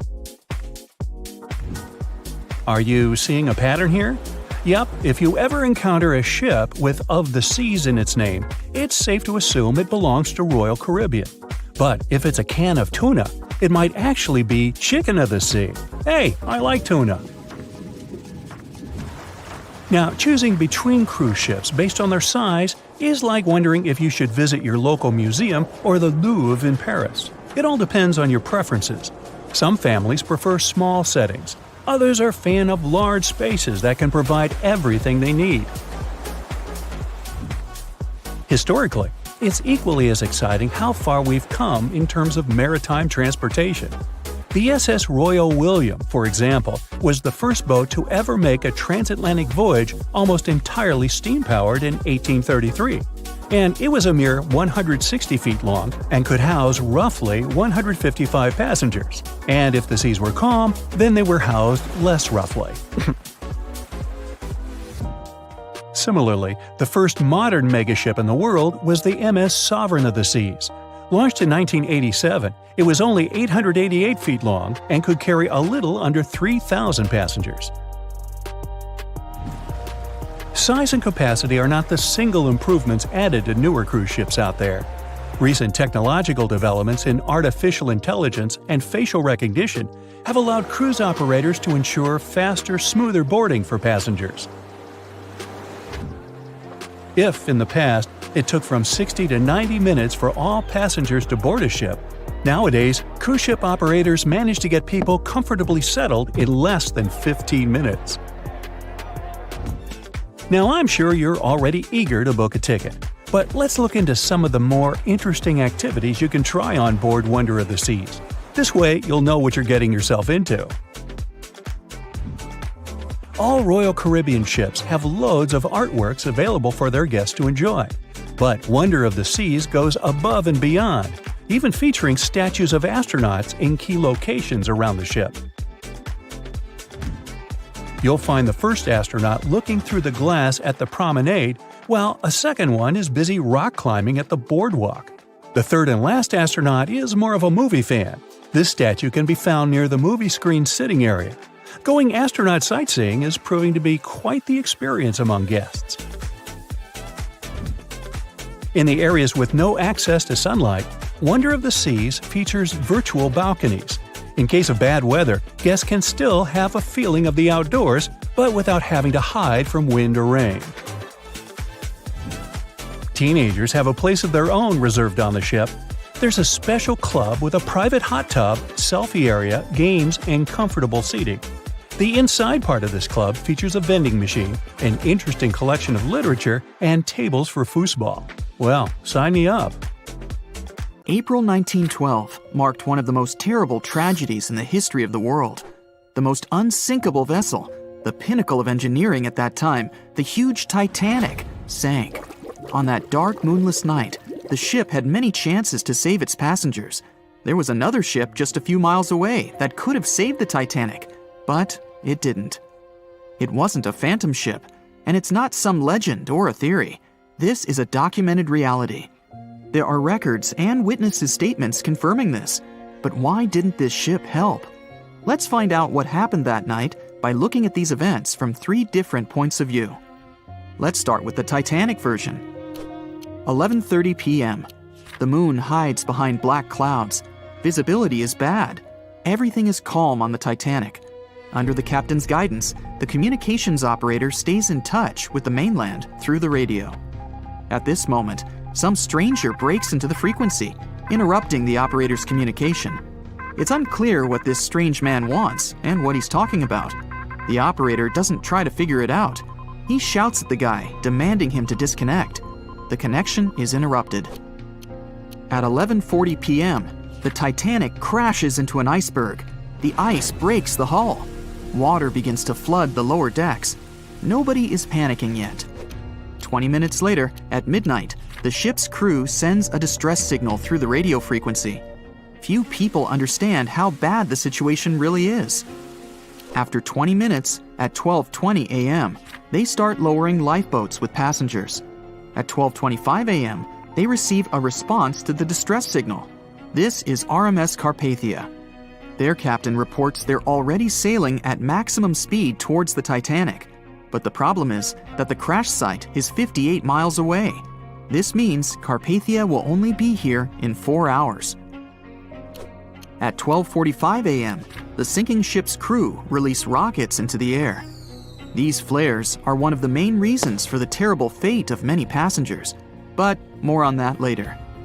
90 minutes later, the Titanic's deck breaks and the ship dives underwater. At 4:10 a.m., the Carpathia finally arrives at the shipwreck location. The crew members make heroic efforts to save all the people. They take 705 survivors on board. At this moment, another ship appears. It's SS Californian. The Carpathia sails towards the New York coast with all the people. The Californian floats in search of passengers and finds nothing but wreckage. The ship was only a few miles away while the Titanic sank into the icy water. The Californian could have saved these people, but did nothing. Its captain, Stanley Lord, made one of the most terrible acts that a sailor can allow. He didn't help a sinking ship. When the world found out about all this, they detested Captain Lord. They couldn't bring charges against him, and the trial didn't punish him. But his career was ruined entirely, as no other ship company would hire him. Despite this, he never confessed he had been guilty. Before he passed away, the captain said it hadn't been his fault. If this was true, then what happened there?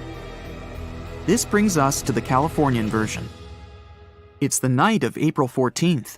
The Californian is sailing in the cold waters of the North Atlantic. The ship gets into a section with a lot of icebergs. At 10:10 p.m., Captain Lord stops the ship. It's too dangerous to move around this area, as they can damage the hull. At 11 p.m., the ship starts drifting. It's impossible to move in such conditions with such poor visibility. The captain knows that the Titanic is coming here, so he orders the radio operator to warn the ship about the danger. Radio operator Evans turns on the receiver and tries to contact the Titanic. He spends about 30 minutes on it. The connection is finally established. At this moment, the Titanic radio operator is speaking with the mainland. Evans interrupts this conversation and tries to warn the ship about icebergs. The operator doesn't understand Evans' words. He's annoyed because Evans broke into the channel so brazenly. He shouts at Evans and cuts the connection. Tired, Evans turns off the receiver and informs his superiors about the incident. It's still a mystery how the captain reacted to this news. He probably thought the Titanic knew about the danger. He lets Evans go to bed. If Evans hadn't turned off the radio and waited 1 hour, he would have heard a distress signal from the Titanic. But you shouldn't blame him. At this point, he has no official reason to stay at the transmitter. Evans is too exhausted and can't fight drowsiness. So, Evans goes to bed. The Titanic begins to sink. Its captain sends a distress signal. The operator on board the Carpathia catches it, but the Californian doesn't, since the receiver is turned off. Captain Lord can't sleep. He feels that something is wrong. Meanwhile, the Titanic is rapidly sinking under the water. The captain gives the order to launch rockets into the air. And here is where one of the critical mistakes takes place. They release warning lights, but they are not red. The crew forgot to take red rockets on board for some reason, so they lit up the sky with a bright white light. If you need to send a distress signal, you need to release red lights. Captain Lord sees these lights, but doesn't perceive them as a cry for help. It can't be that there are no standard red rockets on such a massive ship as the Titanic. But, unfortunately, it can. Captain Lord thinks the Titanic is sailing away. Perhaps there is some unknown reason behind those white lights, but he doesn't really know. So, Captain Lord has no idea that the Titanic is sinking. He still decides to contact the ship, but this time, not through radio communication. Captain Lord doesn't wake up the radio operator and sends a signal to the Titanic through a signal lamp. It's important to understand that many old-school captains didn't take radio communication seriously. They didn't understand the value of this technology. That's why Captain Lord doesn't wake up Evans. He sends light signals, but the Titanic doesn't respond. Many survivors later mentioned seeing the flashing lights of the Californian, but there was nothing they could have done. The ship's crew doesn't hear their cries for help. At 2:20 a.m., the Titanic completely goes underwater. A little more than 2 hours later, radio operator Evans wakes up and turns the transmitter on. He hears many rescuers talking about the sunken ship. Evans understands everything. He reports this to the captain. At that moment, the Californian immediately heads to the wreck site. They meet Carpathia there. With the survivors on board, it sails towards New York. The Californian stays sailing and looking for people. They find nothing but wreckage. The Californian returns to the mainland. The news about the ship that could have saved the Titanic is spreading all over the country. The trial begins. Captain Stanley Lord and the crew tell their version. They say their ship had been standing still. Many people don't believe them, and some of the surviving passengers claim to have seen the Californian sailing by. Still, the judge declares them innocent. 1962. Captain Stanley Lord is a very old man. He calls a notary to confess something. The captain makes his last remark about this case. He swears he's not guilty. But if it wasn't the Californian sailing past the Titanic at that moment, then what? The Samson theory could answer that question for us. The sealing ship Samson is sailing in the cold waters of the North Atlantic. The crew aren't sleeping. They carefully study the surroundings, but not because they're afraid of icebergs. They're scared of meeting with the U.S. Coast Guard. The Samson ship's crew catch seals, which is illegal. At 12:45 a.m., Samson's captain sees white signal rockets. The team is sure it's the Coast Guard. They turn off the lights and sail away. It's dark, so they don't notice the sinking Titanic. They return to the coast of Iceland and hear about the disaster. They realize they have abandoned the drowning passengers. The nephew of one of Samson's crew members reads about this story in his uncle's diary. The nephew asks for permission to publish these recordings. All the people realize that Captain Lord wasn't guilty, but unfortunately, he didn't live to see this moment. Actually, it's still unknown who is guilty in this story. 2 ships were nearby the Titanic. Their captains were adequate people. They would have helped save all the passengers. Their fault was that they couldn't understand what the Titanic wanted on that dark night. Someone forgot to put red flares in the box. This small but fatal detail was one of the leading causes of the tragedy. The Bermuda Triangle is one of the most heavily traveled shipping routes in the world. Some skeptics believe that this fact solves the Bermuda Triangle mystery. Statistically, the busier the area, the higher the frequency of accidents and disappearances. While this makes sense, it's not the frequency of disappearances that's responsible for the mystery of the Bermuda Triangle. It's the lack of explanation or wreckage found. On his very first voyage to the New World in 1492, Christopher Columbus sailed through the Bermuda Triangle. Columbus reported that one night, when he was on the deck of the ship, he noticed a giant light appear in the distance, unlike anything he'd ever seen before. Columbus looked at his compass for direction, and it gave off erratic readings. You might have noticed that the Bermuda Triangle doesn't appear on any world map. This is because official institutions refuse to acknowledge that the area actually exists. No one exactly knows how many ships and planes have disappeared in the Bermuda Triangle. The rough estimate is 50 ships and 20 planes. Most of the time, the disappearances had no explanation and no wreckage has ever been left behind. When the TBF Avenger planes went missing, a massive search operation was conducted. Boats and planes searched the Bermuda Triangle for any signs of the aircraft. One of the boats searching was a PBM-5 Mariner airboat. The airboat took flight at 7:27 p.m. and called in a routine radio message 3 minutes later. Then, it was never heard from again. No trace was ever found of the rescue airboat or the 5 Avenger aircraft. A huge investigation was launched into the disappearance of all these vehicles, but nothing was ever discovered. The Bermuda Triangle is home to some pretty intense and unexpected weather. Storms build up quickly and unexpectedly, then disappear soon after. If you blink, you might miss it. This could explain why few distress signals are issued. Pilots and sailors never saw the weather coming. A popular theory suggests that rogue waves are responsible for the many disappearances. Rogue waves are called extreme storm waves by scientists. They occur when different weather patterns take place at the same time and cause large unexpected waves that reach up to 100 feet tall. Witnesses say that the waves look like giant walls of water. These waves could explain why ships go down fast and without leaving any trace.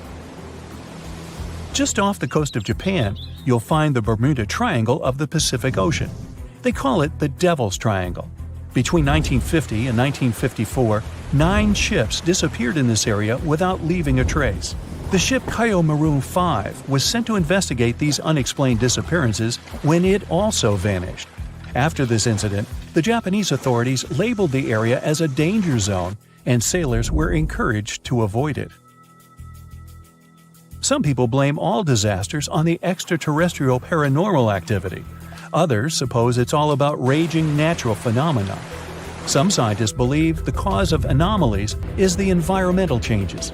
Also, there's a really high concentration of methane hydrates on the bottom of the ocean in the Pacific Bermuda area. This gas tends to set off, and when it happens, bubbles start forming on the surface of the water. These gas eruptions can interrupt the ability to float and can easily sink a ship. Because of this chemical reaction, there won't be even a trace left. Underwater volcanoes are said to be another possible explanation for the Japanese Dragon's Triangle. In fact, they can take down even small islands.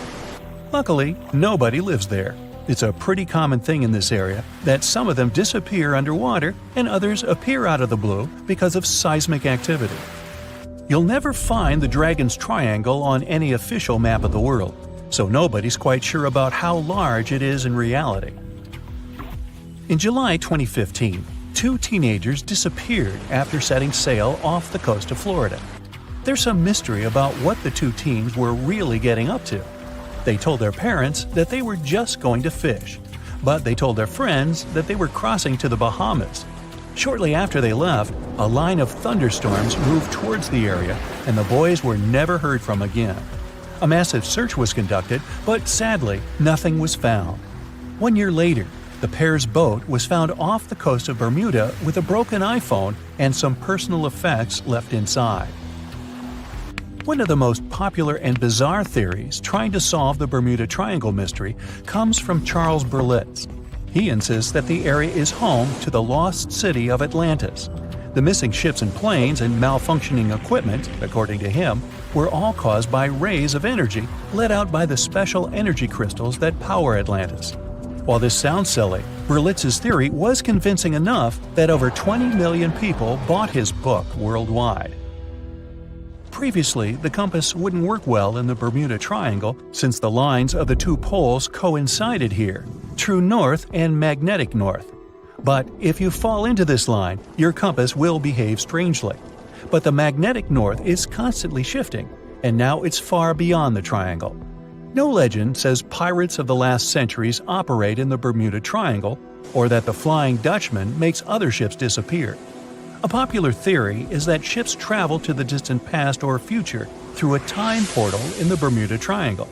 Fortunately, these are all myths. Just imagine hundreds of giant tentacles reaching out to a group of ships sailing through the Bermuda Triangle. In the past centuries, they could easily sink an entire fleet, since the ships were made of wood and were lighter. Squids wrapped decks with their strong tentacles, made holes in the ship's hulls with their sharp beaks. Toothy suction cups could break the masts and tear the sails. The water was filling the holds and slowly rising to the deck. The ship sank in a matter of minutes. Survivors reached the shore and told everyone about huge monsters. This is how the legends of the Kraken appeared. Fortunately, now people have sonars and equipment for monitoring the sea space. They say the main reason why this place is so enigmatic must be the magnetic fields that form this ominous triangle. Ocean floor is made of rocks containing a lot of magnetite. It's more like iron. Magnetic fields react to the high concentration of magnetite on the ocean floor, which may start a sort of conflict between the two. It can often lead to various weather anomalies and, as a result, navigation issues. And naturally, any changes in the ocean floor or the Earth's magnetic fields influence the Bermuda Triangle a lot. Magnetic fields tend to shift their position, so do tectonic plates and even the continents, even though we never notice it.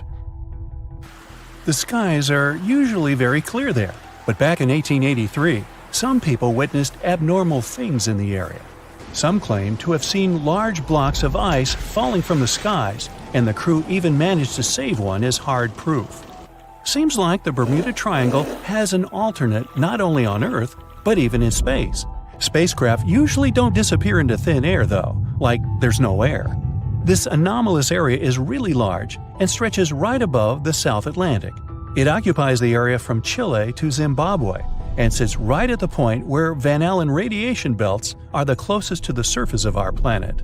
The Earth has two such belts, which come in handy trapping the particles that shoot in from the Sun.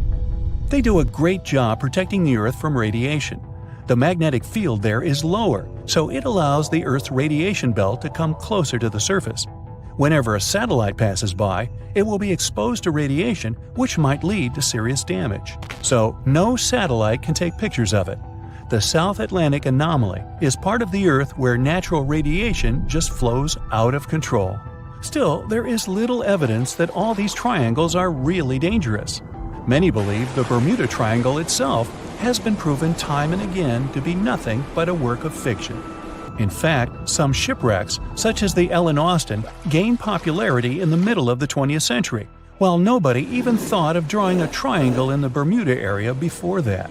The mystery was popularized by science fiction writers and became a common myth, while no serious research proved it any more dangerous than other parts of the world's ocean. So, the crew of the Ellen Austin back in 1881 weren't even aware of the Bermuda Triangle back then, let alone afraid of it. What do you think?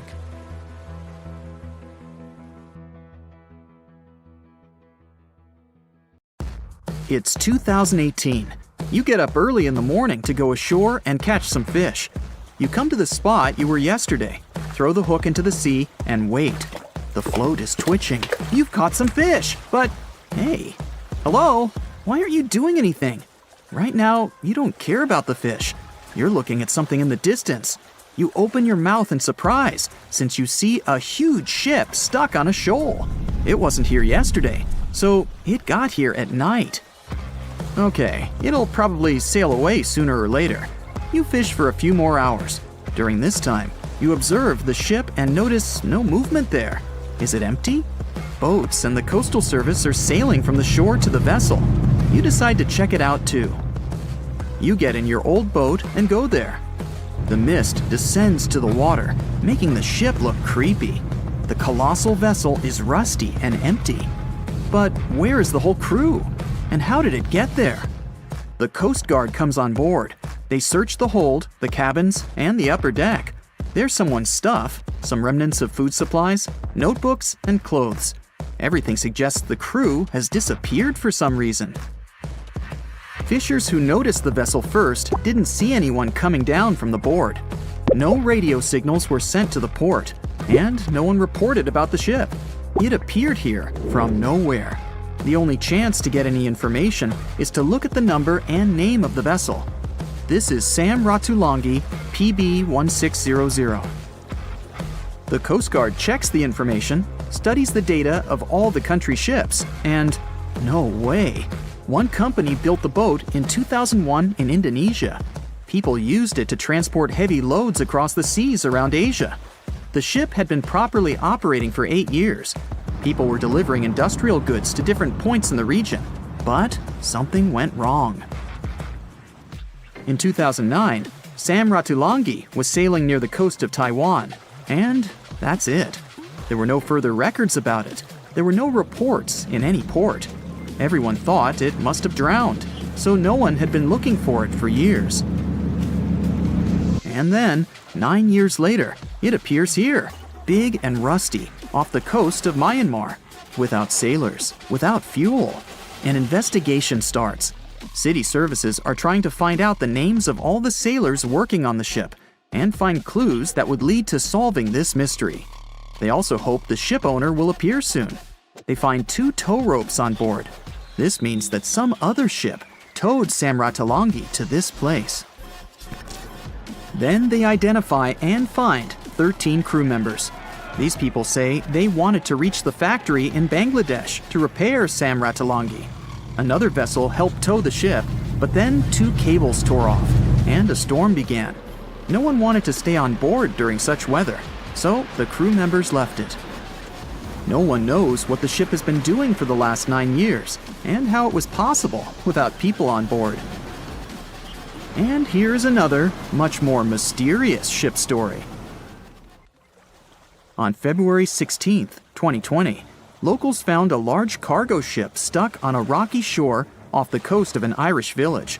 The boat looked rusty, with holes in the hull and rotten parts. People hadn't seen this vessel the day before, so it appeared there at night. The last time people saw the Alta cargo ship was a few months earlier, thousands of miles off the coast of Ireland. That day, the Alta was sailing in the waters of the Atlantic Ocean. Another ship, the MS Protector, noticed it. MS Protector crew members tried to contact the ship, but received no response. The people on board realized that they were facing an empty vessel. And then, 5 months later, it appeared near the coast of Ireland. There are more questions than answers in this story, but we managed to find something out. In 2015, the Alta appeared and disappeared from the radar several times. Any ship has an internal tracking system, so people can track its route using satellites. But Alta crew members often disabled this system.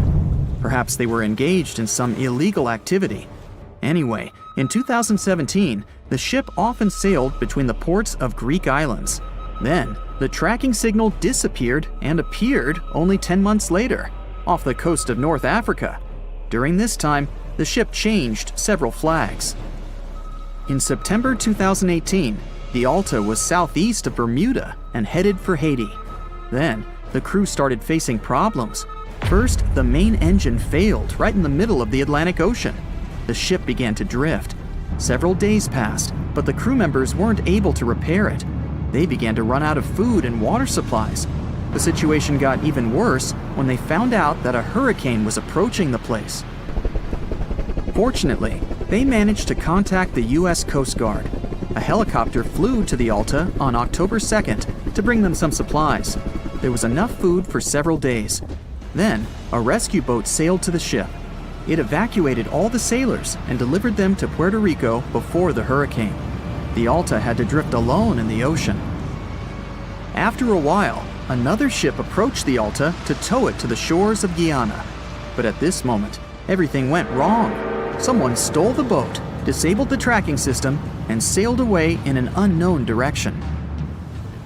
After almost a year, the MS Protector found the empty Alta in the waters of the Atlantic Ocean. And then, 9 months later, the ship without a crew sailed to the shores of Ireland. How did it manage to travel across the Atlantic and get to the coast of Ireland? It's still a mystery. Maybe it was just luck. No one else saw the ship all this time. It was just covering huge distances, surviving storms. Who's the captain? What happened to the thieves? Who owns the ship now? One day, someone called the village administration and introduced themselves as the vessel owner. But that unknown person didn't provide any evidence.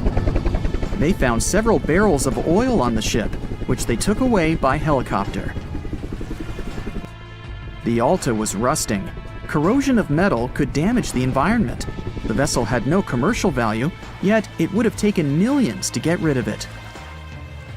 There were 3 options for what to do: leave the ship where it was, tow it into the sea and let it sink, or disassemble it for scrap. But nature had its own plans. Storms and strong waves split the hull into 2 parts. The Alta was drifting without a crew in the waters of the Atlantic Ocean for about 2 years. But this is nothing compared to a ship that was traveling for 38 years. The record belongs to the SS Baychimo. It was a merchant vessel owned by some trading company. In 1931, the ship found itself on the ice off the coast of Alaska. Its movement slowed down. A thick layer of ice blocked the ship, and a strong storm only made the situation worse. The blizzard was so intense that the crew members couldn't see anything but a white veil in front of their eyes. Sailing any further was impossible. The team had to wait for the storm to end. They waited for a day, 2, 3 days. A week had passed, but the snowstorm was only getting stronger. Then, one day, it grew weaker. The crew members split into 2 teams. The first team went to the nearest city. The second group, along with the captain, stayed on board. They set up camp next to the ship and waited for the blizzard, which had started again, to end. There was 0 visibility. And finally, one day, the storm was over. Great! And now, wait a minute. But where's the ship? The SS Baychimo just disappeared during the blizzard. The captain was sure that the ship had sunk, so he left along with the crew. Then, a week later, they saw the vessel drifting near the area where they had lost it. The hull was damaged so severely that it was unsafe to sail on it. Repairing the ship would be pointless and expensive, so the captain decided to abandon it. He was sure that it would go underwater sooner or later, but it stayed afloat for the next few days, the next few months, and a few years. People had reported seeing it at various points along the coast of Alaska for 38 years. The last record of the SS Baychimo is dated 1969. Those who saw it claimed the ship was completely frozen, almost merged with the ice. Some people planned to start an expedition to find the ship, but all attempts were unsuccessful. The vessel is probably lying somewhere on the deep sea floor. It has recently become a popular location for many tourists looking for the perfect place to get away from it all. If you're lucky enough to catch a sunny day here, it's like no other, I can assure you. Chances are, you'll end up having loads of foggy days, but let's be honest, they have a special allure of their own. This enchanting smile-shaped island is called Sable Island. It's located 190 miles from mainland Nova Scotia. It wasn't accessible to the general public until 2013. That's when it was added to the list of National Parks of Canada. You can get here either by plane or by water. But what's so enchanting about this place anyway? There must be something since the yearly tourist count is growing every year. Firstly, there's a spectacular number of wild horses here. There are between 200 and 500 horses roaming free all over the island. There's also a large population of gray seals. The place is also the only breeding location of a rare bird species called the Ipswich sparrow. If you're already considering a trip here, there are some things you need to know first. Remember that fog I mentioned earlier? Well, it turns out that Sable Island is the foggiest place in the Canadian Maritimes. I'm talking about approximately 127 foggy days each year. During such days, Sable Island literally disappears underneath a thick layer of fog. You won't be able to explore the place on your own either. The local regulations state that visitors need to travel within a group, and they also need to keep a 197-foot distance from the wildlife they can encounter here. As charming as this place may be, it holds a dark secret hidden beneath the sandy dunes, and it has nothing to do with beautiful creatures living here or the island's unique vegetation. Apart from being known from its horses and seals, Sable Island is infamous for an overwhelming number of shipwrecks. Over the years, about 350 ships have ended their lives here, on these sandbars. When survivors described their experiences, they usually mentioned harsh weather conditions near this mysterious island. The island also made its way into literature when it was described in a book called The Perfect Storm, which was written by Sebastian Junger and published in 1997. The book was so successful that it was later adapted for the big screen in 2000, with George Clooney playing the leading role.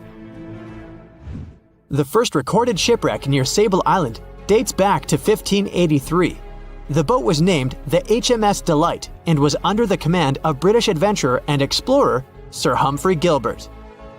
Only 17 people managed to survive the catastrophe by escaping in a small boat. Records mention that they spent 7 days at sea before reaching the shores of Newfoundland. In 1884, another vessel named the Nicosia struggled in the thick fog as well. The ship was completely destroyed, but fortunately, all 18 crew members managed to survive. The captain's son was almost lost at sea when a lifeboat capsized when he was climbing into it. He somehow managed to stay underneath the lifeboat, which was completely submerged. When this lifeboat righted, he eventually emerged from the water and was rescued for the second time. The years between 1947 and 1999 were relatively quiet on the island. In 1999, though, a yacht called the Merrimack ran aground near the shore of the island at about 2 a.m. on July 27th. The 40-foot fiberglass boat had a crew of only 3 people. Natural gas exploration workers, who were luckily not far away, rescued them. The crew managed to fly safely to Halifax the next day. The owner of the Merrimack tried to recover his boat by hiring local fishermen. Unfortunately, this operation was unsuccessful, since only the fittings of the yacht were eventually saved. It took no more than 6 weeks for the sand and waves to crush and completely break up the hull of the Merrimack. So what is it about this place that's so dangerous for boats? Does it have anything to do with the weather? Or maybe there's other forces at play? The explanation turns out to be a bit more complex, and it wasn't easy to figure out, at least not way back in the 1500s. First of all, the island is located close to one of the world's richest fishing grounds. Since it's also near one of the major shipping routes between Europe and North America, hundreds of vessels sail past it each year. The likelihood of shipwreck increases when there are so many boats roaming around the area. Sable Island is also in the way of most of the storms that move up the Atlantic coast of North America. It's no surprise that boats often get hurtled straight onto the shores of this island. The weather has a lot to do with it too. During the summer season, the warm air from the Gulf Stream creates a dense fog as it merges with the cool air by the Labrador Current that passes by the island. Other currents don't help the matter. Sable Island is next to the meeting point of 3 major ocean currents: the Gulf Stream, the Labrador Current, and the Belle Isle Current. Since the 1950s, radars and other modern navigation tools have been used on commercial vessels as well. Up until then, the sextant was the main instrument used to figure out a ship's location. It doesn't mean that sextants weren't accurate, but this instrument couldn't work properly without a clear view of the sun or stars, which means it didn't help much in dense fog, such as the one surrounding Sable Island, or when it was cloudy. Often during bad weather, the captain of a ship navigated, relying on their experiences and intuition based on the ship's speed and direction. That's why most of the survivors in shipwrecks near Sable Island said that the captain had simply miscalculated the ship's position, crashing into Sable Island by accident. This dusty, sandy land is as unfriendly to ships as it is to trees. There's reportedly a single tree on the whole island, and it looks a lot more like a bush. It's actually a pine tree. And since the famous island horses don't see it as much of a food source, it somehow managed to survive. Reports say that the tree was planted back in the 1950s. Local authorities were trying to grow a forest on the island to make it a bit more welcoming. They've planted tens of thousands of trees over the years, more than 69,000 evergreens, 600 fruit trees, and about 55 pounds of pine seeds, along with other plants which could survive the conditions on the island. But they were no match for the extreme weather and sandy soil.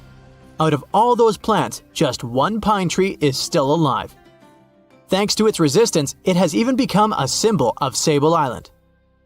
Interestingly, for around 40 years, the island also had just one inhabitant. Can you imagine that? One person living on a remote island for so many decades? It's the story of a woman called Zoe Lucas.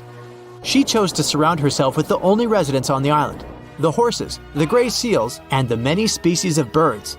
An esteemed naturalist, she mentioned in an interview she gave back in 2017 that she was used to living on the island and that she never got lonely. To survive here, she had to put together an essentials kit.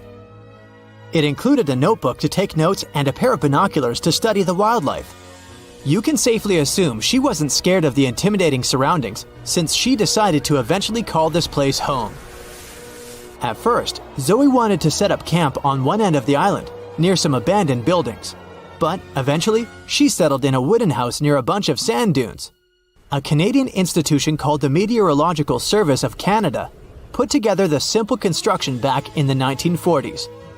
Parks Canada operates the building these days. Zoe's work included gathering as much data on the local horse population as possible.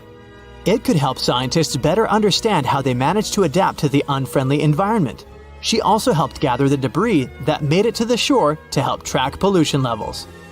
Among all the rubbish that she collected, there was a refrigerator and a crate full of fresh peppers. Some other specialists eventually started working rotating shifts on Sable Island to offer the brave woman a little bit of company now and then. In 1945, 5 TBF Avenger aircraft took flight for a routine training exercise around the Bermuda Triangle. In the middle of the exercise, the planes were struck by intense rain and heavy winds despite the clear weather forecast. The pilots became extremely disoriented and radioed the base to report that their navigational equipment had stopped working. The last thing the base heard was, "When the first plane drops below 10 gallons, we'll all go down together," and then static. The 5 planes and their 14 crew members were never seen or heard from again. On his very first voyage to the New World in 1492, Christopher Columbus sailed through the Bermuda Triangle. Columbus reported that one night when he was on the deck of the ship, he noticed a giant light appear in the distance, unlike anything he had ever seen before. Columbus looked at his compass for direction, and it gave off erratic readings. You might have noticed that the Bermuda Triangle doesn't appear on any world map. This is because official institutions refuse to acknowledge that the area actually exists. A popular theory suggests that rogue waves are responsible for the many disappearances. Rogue waves are called extreme storm waves by scientists. They occur when different weather patterns take place at the same time and cause large, unexpected waves. Witnesses say that the waves look like giant walls of water. These waves could explain why ships go down fast and without leaving any trace. The Bermuda Triangle is home to some pretty intense and unexpected weather. Storms build up quickly and unexpectedly, then disappear soon after. If you blink, you might miss it. This could explain why few distress signals are issued. Pilots and sailors never saw the weather coming. No one knows exactly how many ships and planes have disappeared in the Bermuda Triangle. The rough estimate is 50 ships and 20 planes. Most of the time, the disappearances had no explanation and no wreckage has ever been left behind. Another bizarre theory trying to solve the Bermuda Triangle mystery comes from Charlie Berlitz. He insists that the area is home to the lost city of Atlantis. The missing ships and planes and malfunctioning equipment, according to him, were all caused by rays of energy let out by the special energy crystals that power Atlantis. While this sounds silly, Berlitz's theory was convincing enough that over 20 million people bought his book worldwide. In the year 1800, a large sailing vessel called the USS Pickering departed from the U.S. on its way to the West Indies. The ship sailed into the Bermuda Triangle along with its 90-man crew and was never heard from again. The USS Pickering was the first ever confirmed ship to vanish in the Bermuda Triangle. It's believed that the ship was taken out by a storm, but because no wreckage was ever found, we'll never know for sure. When the TBF Avenger planes went missing, a massive search operation was conducted. Boats and planes searched the Bermuda Triangle for any signs of the aircraft. One of the boats searching was a PBM-5 Mariner airboat. The airboat took flight at 7:27 p.m. and called in a routine radio message 3 minutes later. Then, it was never heard from again.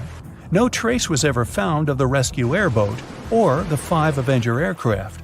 An enormous investigation was launched into the disappearance of all these vehicles, but nothing was ever discovered. This particular area of the ocean is one of the most heavily traveled shipping routes in the world. Some skeptics believe that this fact solves the mystery. Statistically, the busier the area, the higher the frequency of accidents and disappearances. While this makes sense, it's not the frequency of disappearances that's responsible for the mystery of the Bermuda Triangle. It's the lack of explanation or wreckage found. On the ocean floor, decomposing organisms let off large concentrations of methane gas that gets trapped under the water. This gas can build up until, boom, it ruptures. The gas surges up to the surface and erupts. If a ship was in the area of one of these ruptures, the water would become much less dense and cause the ship to sink rapidly and without warning. Scientists believe this could be the cause of the many disappearances in the Bermuda Triangle. While this theory makes a lot of sense, it doesn't seem too likely. The U.S. Geological Survey has stated that no large releases of gas are believed to have occurred in this area for the past 15,000 years. The ocean floor is made of rocks containing a lot of magnetite. It's more like iron.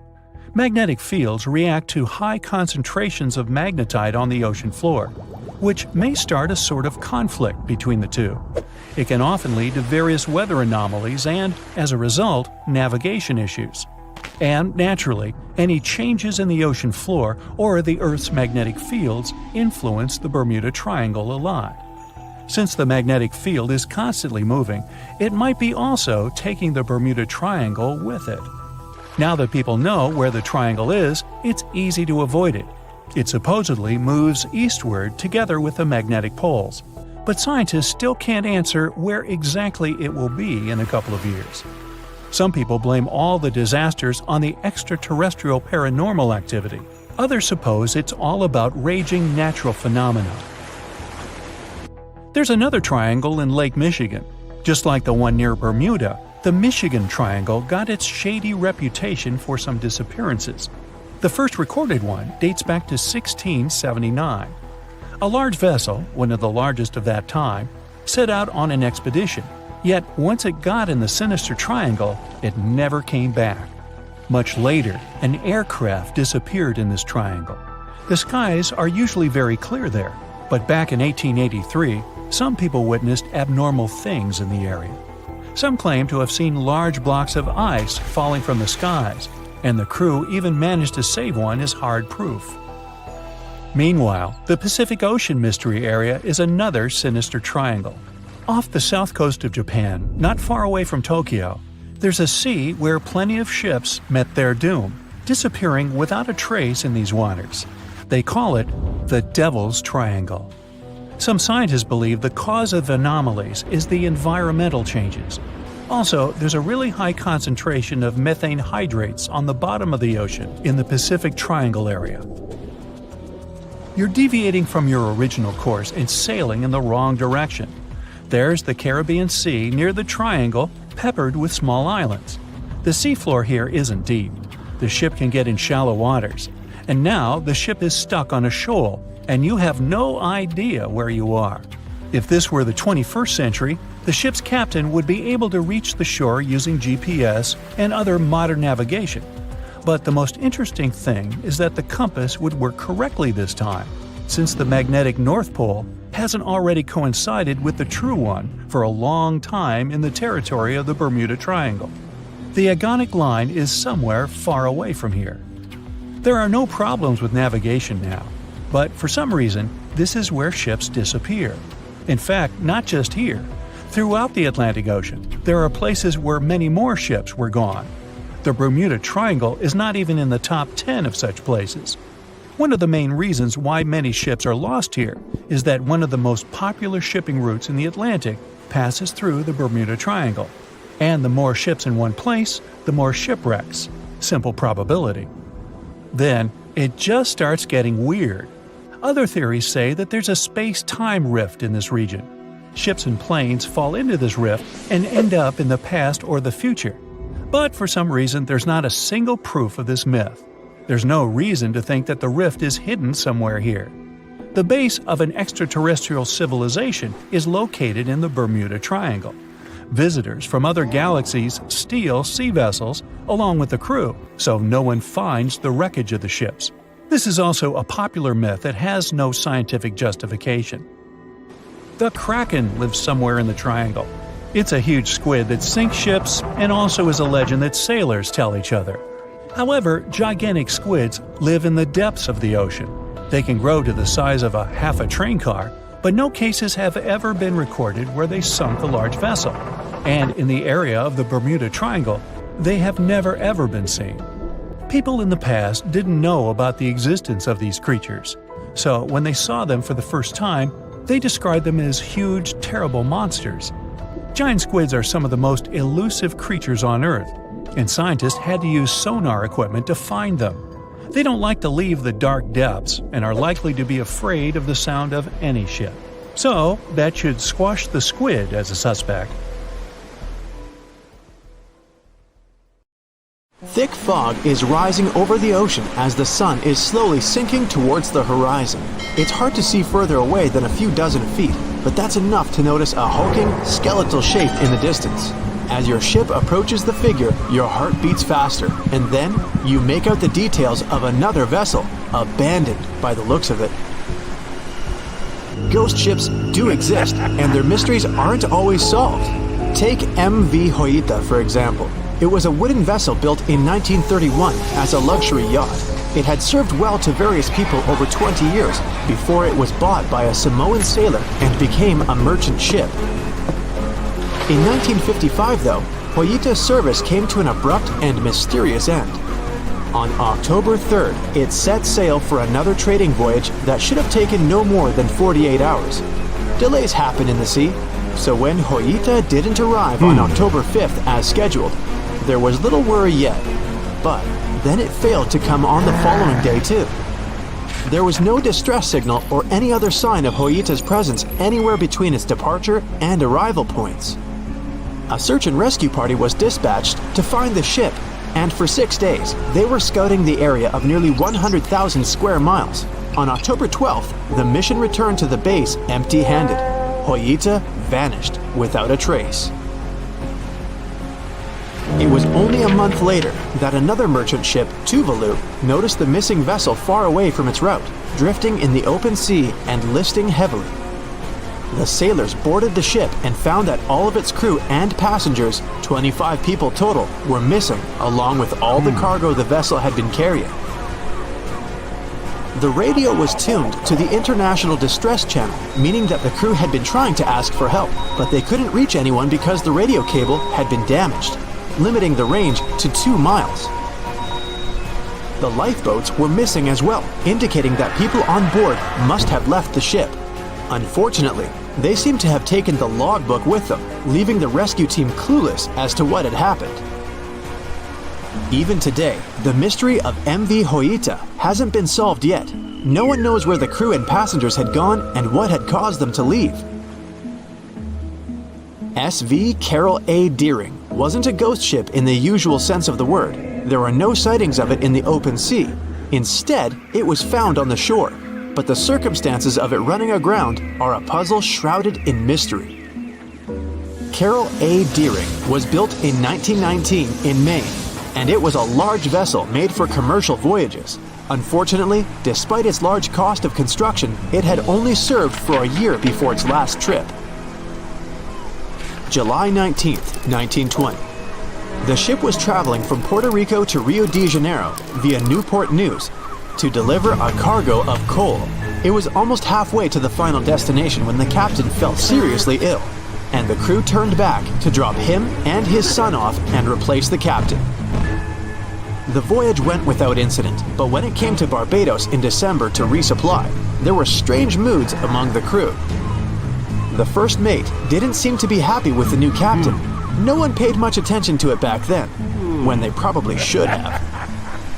The last sighting of Carol A. Deering at sea was on January 28, 1921, when a lightship noticed it off the coast of North Carolina. There was some commotion on the quarterdeck of the ship, where the crew were normally not allowed. Then another vessel sighted it, but there was already no one on the decks.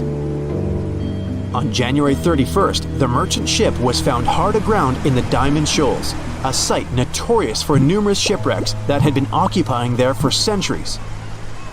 When the search and rescue party boarded the ship, they found it abandoned, the log and personal belongings of the crew gone, along with the 2 lifeboats.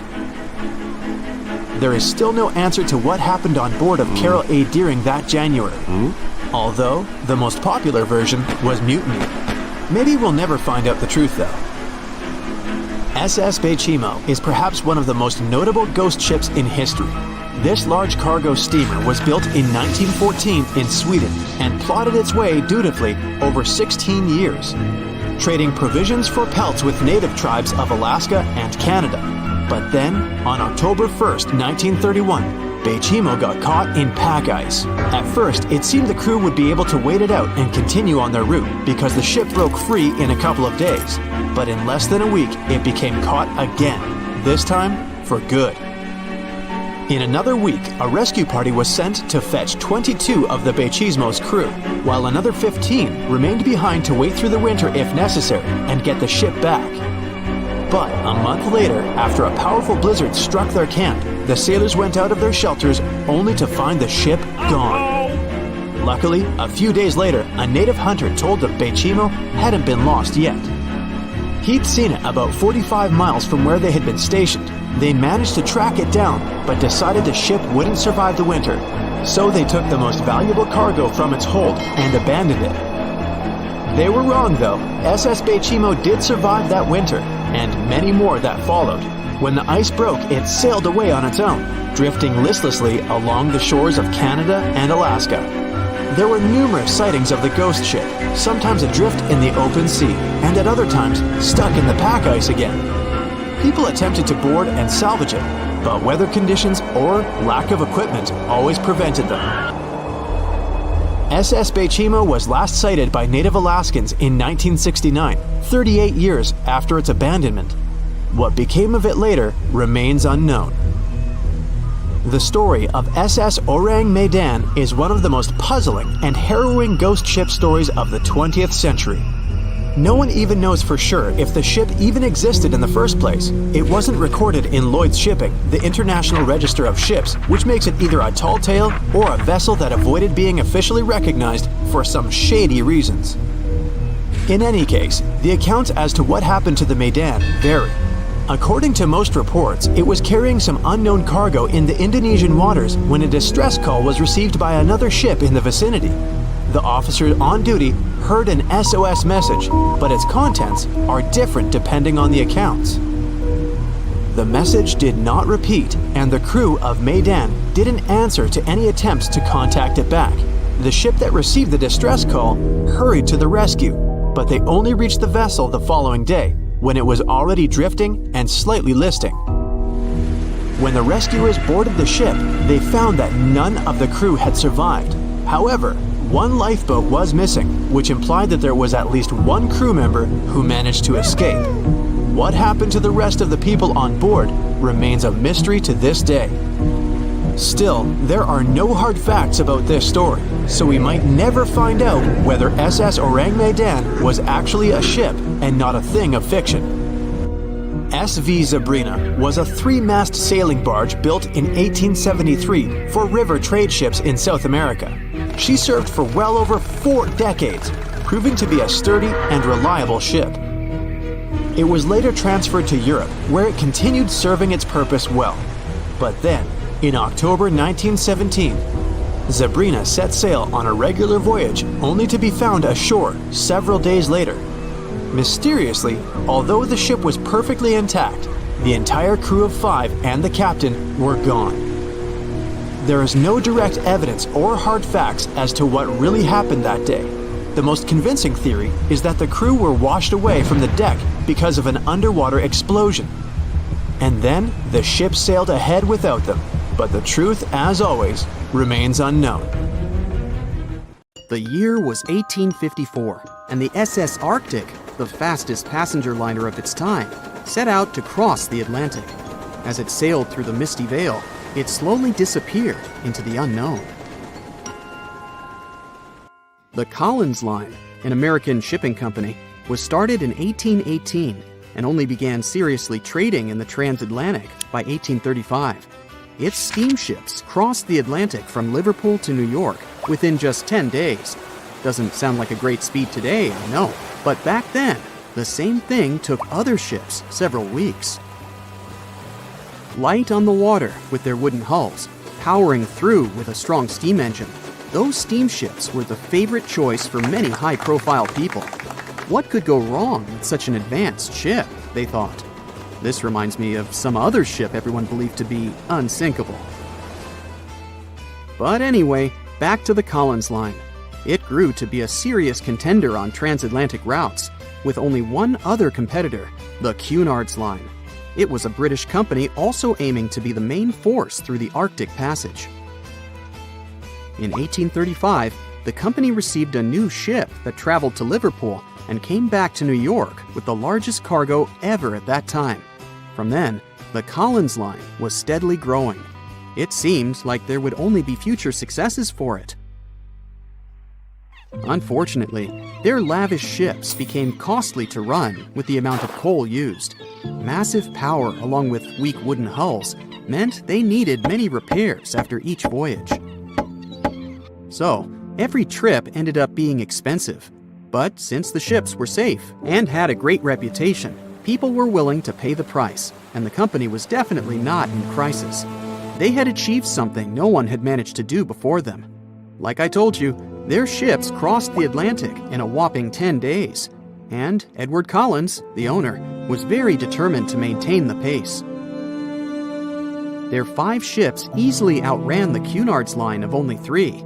With this great praise, it provided more attention. Though the Cunard's ships were slower with their iron hulls, they believed there was still profit, regardless of how slowly they sailed. Among Collins' ships, the Arctic, the third of them to be launched, was the largest, reaching 284 feet long, with 2 side-lever steam engines, each with 1,000 horsepower. The paddle wheels made 16 revolutions a minute when at full speed. At the time of its launch, the press called it the most stupendous vessel ever constructed in the United States. But glamour and fame couldn't avoid what would come next. On the 27th of September, the Arctic was on its journey from Liverpool to New York, continuing a speed pace through the thick fog. It's possible that by that moment, after 4 years of record-breaking trips, the crew became overconfident with their sailing and the ship. Going only 50 miles from Newfoundland, they carelessly continued through the fog with no radio contact, sonar, or any other form of identifying objects, equipped only with Morse code. A smaller ship, the SS Vesta, which operated as a fishing vessel, often worked around Newfoundland. It was passing through the same path as the Arctic and crashed into its side. Shocked by the collision, the captain of the Arctic offered help to the much smaller Vesta, but it was soon clear that the damage that seemed minor on the Arctic was far worse. Beneath the waterline, a hole was letting water into the hull. The cost of the much faster wooden hull now seemed less valuable. They steered toward land, trying to plug the holes, but they weren't doing so well, and the seawater continued to pour in, filling up higher and pushing the ship down. And finally, once the engine room was full, it put out the boilers, taking away the massive power the Arctic was once legendary for. They moved slowly until coming to a complete stop. The ship continued to sink, and the order was to abandon it. At the time, maritime law allowed for the Arctic to carry only 6 lifeboats, only capable of saving 180 people. The crew and some of the passengers managed to push their way aboard and took most of the seats on those boats. Things were pretty wild, and everyone forgot about their manners, not letting the ladies and the youngest ones board first. It took 4 hours for the Arctic to sink. 150 crew and 250 passengers were on board. Those that weren't able to find a lifeboat made a desperate attempt to build their own rafts from parts of the ship. 2 days later, only 3 boats made it safely to the shore. The other 3 were never found. Believe it or not, The rescue party also saved some people that had been clinging to the wreckage for 2 days. Unlike the crew, the captain went down with the Arctic, but amazingly survived. He would be only one of 85 people that made it, out of the 400 on board. When the news arrived 2 weeks later, the public responded with great sadness to the losses. Great anger soon followed towards the poor safety measures in the crew. The press published demands to change the laws for more lifeboats. It only made sense to have enough for every person on board a ship. But they ignored those requests. This neglect would lead to more disasters in the future. Enough lifeboats would only come into maritime law some 60 years later, after the disaster of the Titanic. Edward Cullen's wife and 2 children were also aboard the ship and didn't return. He was heartbroken, but didn't stop running his business. The Collins line still had a reputation to uphold, the biggest, fastest, and most luxurious on the Atlantic. Edward Collins would now build an even better ship than any other. It was named the Adriatic, and it was the largest ship in the world, 354 feet long. With 2 alternating steam engines that had never been built of this size. These steam engines at the time were at the height of engineering, though today you can only see them in models and toys. With the new addition of 2 masts, the Adriatic would also be able to sail if needed. Luckily, they made some lessons from the disaster of the Arctic. But before their new ship, the Adriatic, was built, another disaster had occurred. The sister ship of the Arctic had also sunk. They believe this second ship was desperate to stay in front of the Cunard's line and hit an iceberg somewhere during the race. This weird contest took the lives of 141 people. The desperation of Collins and his weakly built hulls pushed the company towards bankruptcy in 1858. The newly built Adriatic, costing over $1 million, had only made 1 voyage in the end. And even that voyage was considered a disaster. The ship collided with a tugboat. It still managed to finish its maiden voyage at a suitable time. After the company had gone bankrupt, they had to sell the ship for only $50,000. They removed the great giant engines, replacing them with only sails. Although it was once the greatest ship on the high seas, it was only 30 years later until it was abandoned, labeled irreparable, and anchored in a river. The other remaining ships were also sold and only used for parts. Edward Collins left the industry altogether, seeking work on dry land instead. As the Collins line was no longer in the mix, the Cunards would grow in strength. Without competition, they would win the Blue Ribbon for the next 30 years, and 180 years later, after producing hundreds of ships.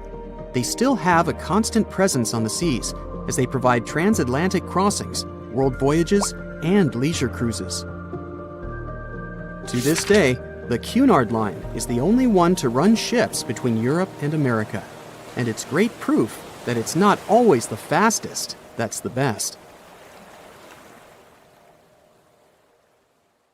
The Megalodon was the biggest shark to ever live. Not only that, it's one of the biggest fish and the largest predator in Earth's history. They've been known to reach lengths of up to a whopping 70 feet. That's over 3 times longer than the biggest great white shark on record. The females have also been found to be around twice the size of the males. The Megalodon could swallow a small car without it even touching its teeth, if cars had been around that. Its teeth could grow to over 7 inches long. It looks like we're going to need a bigger boat, and best make it steel-plated, as this shark can easily gnaw its way through ships. The underwater terror could bite a ship clean in half, with the highest bite force ever calculated for any animal, living or extinct. The force of its ferocious bite was up to 40,000 pounds. That's around 108,000 times the strength of a human's and 10 times the force of a modern crocodile's bite. Its chomp is so strong that it makes the T-Rex's bite look about as powerful as my granny's after she's taken her dentures out. In fact, the Meg was so big and powerful that it had no natural predators. It was the uncrowned king of the seas, swimming freely from ocean to ocean. This cosmopolitan creature was found all over the world, from America to Europe and Australia to Japan, assuming there were countries back then. Meg fossils have been found on every continent except Antarctica. Everybody skips Antarctica. Science tells us that the megalodon went extinct over 3.6 million years ago. But could they still be alive at the deepest depths of the ocean? Only around 80% of the ocean has been explored, and its deepest point, the Mariana Trench, is over 7 miles down. So who knows what's lurking at the bottom? If you did manage to make it down, it is unlikely that you'll run into a meg, though. The sharks, like us, preferred warmer coastal waters. Deep ocean living would be too cold for the beasts, and food would be scarce. Their entire bodies would also have to evolve to avoid being squished by the enormous water pressure down there. It's unlikely they're still around, but not impossible. Some good news, if you do run into one, is that the shark is pretty unlikely to eat you. You are way too small a meal for the megalodon, even if you have a couple of friends with you. This guy eats whales that are over 50 feet long. If you're having a beach party, though, it's a different story. In a beach full of swimmers, the shark very well might creep up, scooping several humans into its giant mouth without even chewing. But wait, let's rewind. How does the shark take down a 50-foot whale? It first bites off its fins, making the whale unable to swim away. It then casually munches it down piece by piece. Because of their size, sharks had to consume over a ton of food every single day just to sustain themselves, like me. All that food made the megalodon extremely heavy. They range from anywhere between 50 to over 100 tons. For context, that's around the same as 7 to 16 adult male African elephants. To fit all this food in, their jaws had to open pretty wide. A megalodon's jaw could span 9 by 11 feet wide. That's easily big enough to swallow 2 adult humans side by side. The fearsome name megalodon comes from 2 Greek words, mega meaning big and odont meaning tooth. So combined, they mean what? Big tooth. And it certainly lives up to its name. Just one of its chompers is the same size as a human head. It had 276 humongous teeth in total across 5 terrifying rows. In all of history, only a couple of saber-toothed cats and the T-Rex had consistently bigger teeth. Now that's a showdown I'd like to watch. The megalodon vanished millions of years ago, leaving only huge teeth to be found by modern archaeologists. They literally disappeared with very few traces left. Scientists believe that over time, sea levels dropped and the ocean temperatures went down rapidly. Over a third of all marine life was wiped out as the oceans cooled, and a number of animals at the bottom of the food chain plummeted. This had a catastrophic effect on the hungry predators at the top. Sorry guys. It became way too cold for these sun-loving sharks too, which made it difficult for them to reproduce since they gave birth in warm waters. The megalodon is usually described as a sort of giant great white shark, but this is just a common myth. In fact, the ancestors of today's great white existed at the same time as the meg. But they weren't best buddies, and were even in competition with each other. The great white shark was a better hunter, using its smaller size and agility to snap up the meg's prey quickly. They were also known to eat meg pups, who were only half their size. This didn't help the whole extinction thing. Even infant megalodons were huge, coming in at just under 7 feet. While a great white was no match for an adult meg in a head-to-head fight, they sure weren't scared of stealing their food. This only left the bigger fish and whales for the meg, but its food supplies began to run out as the whales swam to the cooler new seas. The whales adapted to prefer the colder temperatures, leaving our friend the meg behind. The megalodons either starved or were frozen into extinction by the Ice Age. Rather than a great white, the megalodon is more like a modern bull shark. It had a short snout, flat lower jaw, and huge pectoral fins to support its massive weight and size. As scary as they are, these sharks were actually caring family guys. Several megalodon nursery areas have been discovered in Florida, Maryland, and Panama. They gave birth to their young in shallow water environments. We know this from discovering loads of tiny megalodon teeth found in these areas. Gee, I wonder if they had nannies too. But how come there are so many megalodon teeth out there for us to analyze? Well, due to their messy, aggressive eating habits, sharks regularly lose their teeth. They lose a set of teeth every 1 to 2 weeks. That's 40,000 teeth in a lifetime. They must rake in a fortune from the tooth fairy. Because of this, their teeth were continuously raining down to the ocean floor. Luckily for us, they're also the hardest part of a shark's skeleton, which is why so many teeth have survived and become fossilized. It's fair to say that the first discoveries of the Meg's teeth confused people. Early discoverers thought the Meg's teeth were petrified tongues of ancient serpent creatures. They even used to call them tongue stones. It's also a common myth that the megalodon was around at the same time as the dinosaurs, although this would have been pretty cool. The dinosaurs were wiped out around 66 million years ago, but the megalodons came much later. The oldest Meg fossil is only around 23 million years old, but it's tricky to pinpoint the exact date. After all, calendars weren't invented yet. They became extinct way before humans even evolved. The earliest Homo sapiens, which is a fancy name for the first humans, emerged about 2.5 million years ago. But what if the megalodon shark didn't go extinct? Whale populations have dropped drastically since these guys were last around, so there'd be way fewer whales for them to chomp down on. Whales have also gotten a lot smarter and learned new defensive moves, making them way harder to take down. It's estimated that they ate around 12 tons of food each day. If they were still around and eating that much, they'd be forced to eat smaller fish, and there'd be barely enough big fish for us humans to survive on. The naughty megalodons would also be able to track fishing boats and steal the fish that they worked hard to collect. It's safe to say we'd see a lot less fish in the aisles of your neighborhood supermarket. As our ocean temperatures are heating up again, the sharks would also thrive and reproduce faster than ever. There'd be more and more of these giant eating machines in the water, reducing our fish supply even more. It would also cause massive problems for cargo ships and cruising vessels. Imagine coming into contact with one of these bad boys while you're sunbathing on the deck. Even beachgoers would be hard hit. Megalodons give birth in shallow waters, so many of our favorite beaches would quickly become dangerous shark nursing grounds. Hey, where did that beach volleyball game go? They were playing just a moment ago. Giant container ships are responsible for much of the global trade. Thanks to them, you receive your orders from overseas, sooner or later. But they do have a problem just like any mechanical vessel. They tend to break down. That's where these little bad boys come in. Tugboats are meant to help any stranded vessel that either lost power or sustained any technical or physical damage. Besides being salvage vessels, tugboats also help guide ships when they dock. Since these ships are massive, underline, they require little tugboats to survey the surroundings and help them navigate to dock properly. They also serve as firefighting boats in case a fire breaks loose in the ship. Many of these cargo ships already have a system to stop fires, but tugboats provide extra help in case the fire gets out of control.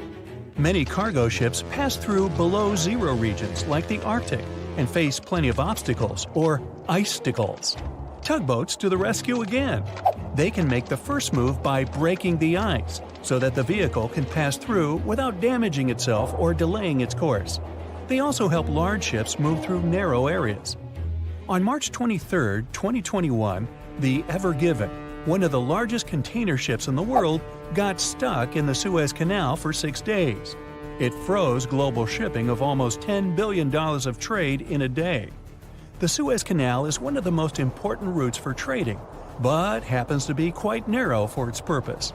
To put that into perspective, it's like the Empire State Building getting lodged in the middle of a busy freeway. So, if you were wondering why your delivery was late during that month, it's probably because of that incident. The bottom of the ship nearly touched the floor of the canal. In the early morning of March 23rd, the weather was acting up. It was getting worse and worse, with the wind picking up to around 45 miles per hour. Those were some terrible weather conditions for navigation. That should have been the first red flag, but the Canal Authority didn't have a system for monitoring weather conditions or warning ships about them. The captain, Krishnan Kantavel, ignored the signs and decided just to go with it, not knowing the perils and the consequences ahead. The Egyptian pilots that were assisting with the navigation failed to provide proper instructions. As a result, the ship became jammed diagonally, essentially blocking the whole canal. The canal authorities didn't provide tugboats for some reason, which is why it was stuck for 6 days. Things were so bad, they had to bring excavation diggers to remove some land for the ship to properly turn back to normal. So, these little tuggers are really important for world trading to work. The vessels are getting bigger and bigger, with the world depending on import and export more than ever. They're built for going long distances rather than maneuvering in tight spaces and corners. The tugboats are surrounded by a material that won't scratch or damage the vessel, kind of like bumper cars at the carnival. They can either push or pull. But one thing's for sure, more than one is needed to help a ship get back on its aquatic feet. Ships don't have a lot of water passing over the rudder for them to turn quickly, and they risk damaging the engine if they push it too hard. They can either tow it directly or indirectly. The tug is pulling the vessel either in front of it or from side to side. They can also push it from one side to another. These tiny boats are like ants compared to giant ships. Their success secret is that they're floating on the water, which means there's no solid foundation for them to struggle. As a result, pushing and pulling is easy. Many newer tugboats have 2 large diesel-powered engines. There are also some electric models which are good for the environment and still do their job well. Shipping boats in general are better for the environment than trucks and planes, but are slower. Shipping vessels mainly carry food, clothing, electronics, furniture, and my stuff. The biggest ship can carry the Eiffel Tower on its back like it's no big deal, although getting it over to the ship would be. They're 1,000 times more powerful than a regular car. If all the containers in the world were arranged in a pile, it would cover half the planet. If you ever walked on a beach in the 90s and saw what appeared to be a rubber ducky, you weren't dreaming. In 1992, a shipping crate holding 28,000 rubber ducks was lost at sea while journeying from Hong Kong to the U.S. They say it fell off the ship and has been around the world's oceans for more than 20 years. What seemed like a horrible accident that would leave dire consequences for the world's marine ecosystem proved to also be helpful for us to learn and understand the world of plastic pollution and how the ocean currents work. These ducks seem to have had quite the journey when they broke free from their container life. Some reports show they got washed up on the shores of Alaska, South America, Hawaii, Pacific Northwest, Scotland, Australia, and even froze in the Arctic. Rather than making their way to thousands of bathrooms in the U.S., they went rogue and backpacked around the world to see what else lies beyond tiled walls and bubble baths. Many were collected and removed from the seas and oceans, while some are still out there. There are around 2,000 of these duckies circulating in the currents of the North Pacific Gyre. In case you were wondering, that's a place where the currents meet and whirl with one another between Japan, Alaska, Kodiak, and the Aleutian Islands. They've even created a website to track these ducks down with a contact form that lets people inform of one or many ducks they find across the world. But who knows? Maybe we'll never recover every single duck that was lost at sea at the time. This is just one incident out of many. Studies show that at least 2,000 to 10,000 shipping containers are lost at sea every year. Many containers that do slip off and fall into the sea don't always sink to the bottom. They're floaters. On the downside, they don't float high enough to become colorful islands that are easy to notice. They float like icebergs, with just the top of the container showing, which means that any passing ship or boat won't see it from above.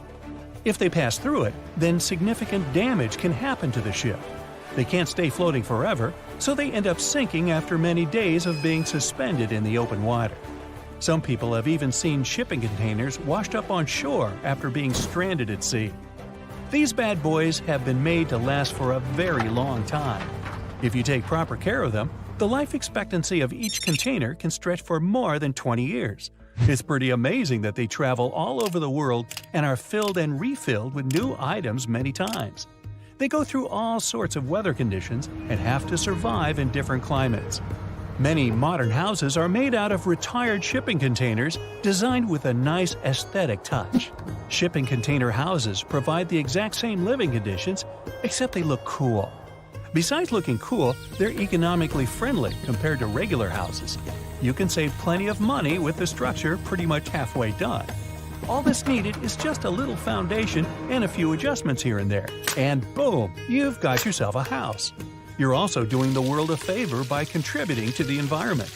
Those homes are recycled containers that have just been refurbished and polished for anyone to live in.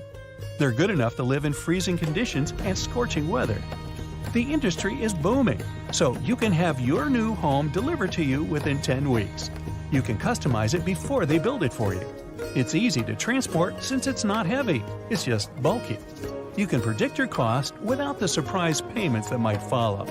Many of these containers start their journey in a steel yard and travel all over the world. And in the end, they retire in a nice piece of land and host families that will get to be a part of their history. Wow, I can hardly contain myself. Ships and planes disappearing without a trace. Passengers never seen or heard from again. Reports of strange lights in the sky.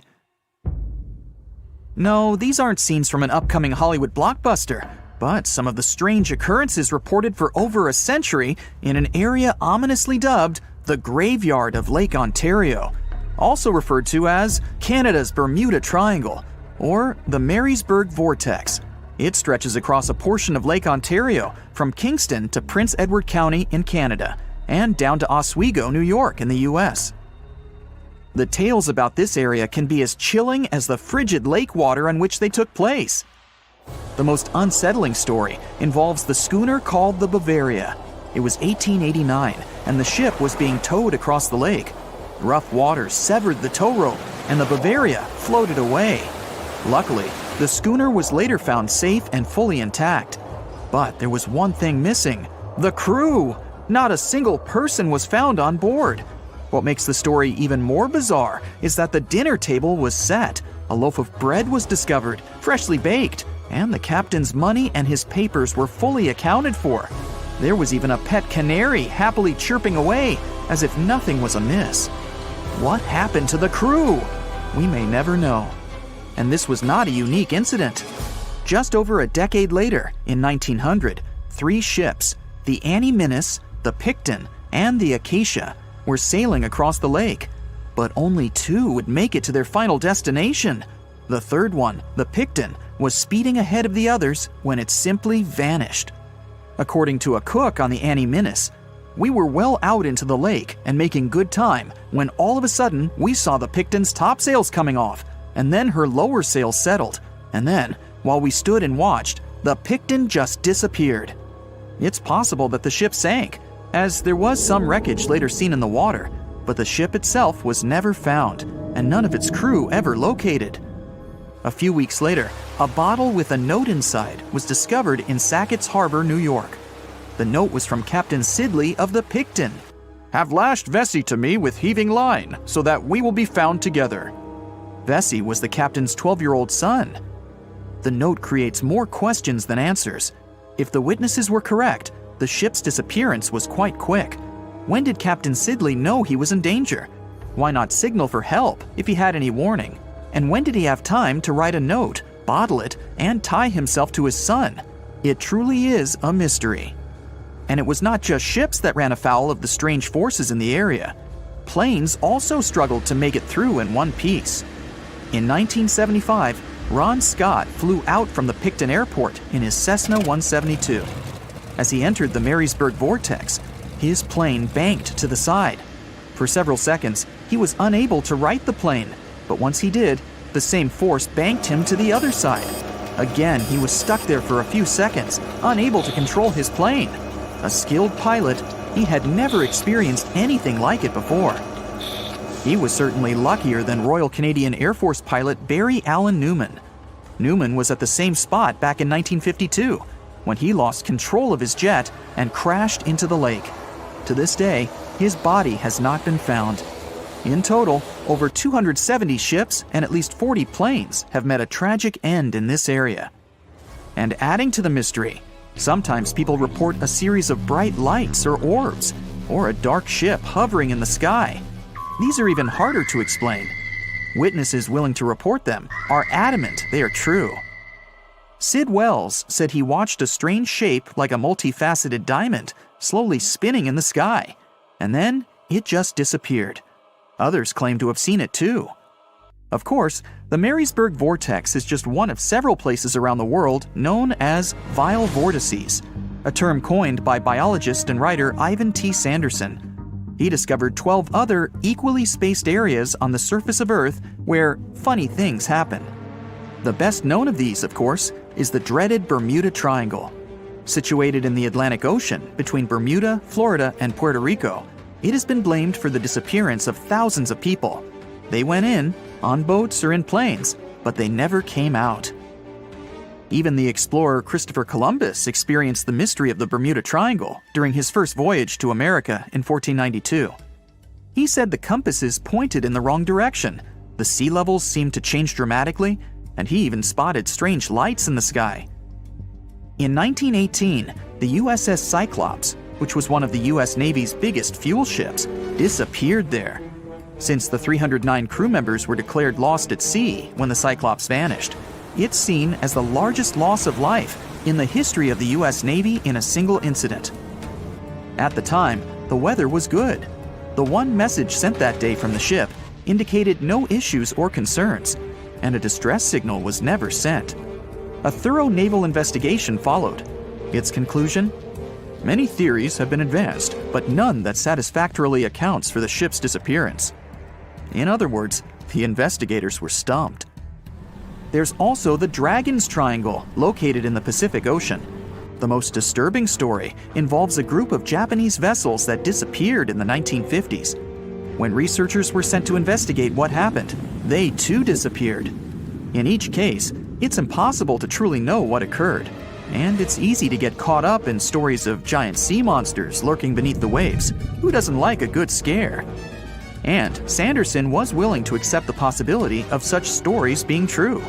He believed the vile vortices that he studied could be explained by anything from a wrinkle in the space-time continuum to magnetic abnormalities to underwater people. Of course, Sanderson was not only a huge fan of strange places, he also wrote about strange creatures like Bigfoot and the Loch Ness Monster. His skills as an impartial scientist are questionable though. In 1948, he claimed that some three-toed footprints found at Clearwater Beach in Florida were proof of 15-foot-tall penguins, arguing that they were impossible to fake. In 1988, Tony Singerini revealed that he and his friend, attaching some cast-iron feet to his high-top sneakers, were behind the giant penguin hoax. So maybe Sanderson isn't the most reliable source after all, but there are also some very compelling and wholly natural explanations. Let's look specifically at the Marysburg Vortex. It's entirely possible that ships like the Bavaria and the Picton were done in by a mix of bad luck and bad weather. Unsettled weather is certainly not uncommon on Lake Ontario, and flash storms on the open water can prove dangerous to the most skilled sailor. And even today, with advances in weather forecasting, we get it wrong all the time. Back then, there was no way to predict that a storm was just around the corner. And the weather was just one issue. Historian Mark Seguin said that the area was always known to be dangerous, as the lake bed quickly becomes shallow along the eastern shore. There are also small rocky islands and shoals scattered throughout the area, making sailing a risky venture, especially for larger vessels or those weighed down by heavy cargo. By the mid-20th century, modern weather forecasting and improved shipbuilding alleviated most of the hazards of the Great Lakes shipping, resulting in fewer losses. The last major shipwreck in any of the Great Lakes was that of the SS Edmund Fitzgerald, which sank off the coast of Lake Superior in 1975, with 29 crew members going down with it. It seems the vortex is no match for human progress. And as for lights or images in the sky, in most cases, it's the result of an interesting phenomenon called thermal or temperature inversion. When this happens, a layer of warm air becomes trapped under cold air. This can result in mirages or reflections. So, a light on the ground that is miles away can be reflected in the sky, giving the impression of a flying object. Other parts of the mystery may be solved with a little time. Lake Ontario's freshwater and frigid temperatures help preserve the ships and planes that came to rest there. As divers and researchers continue to explore the area, maybe we'll finally learn the fate of the Bavaria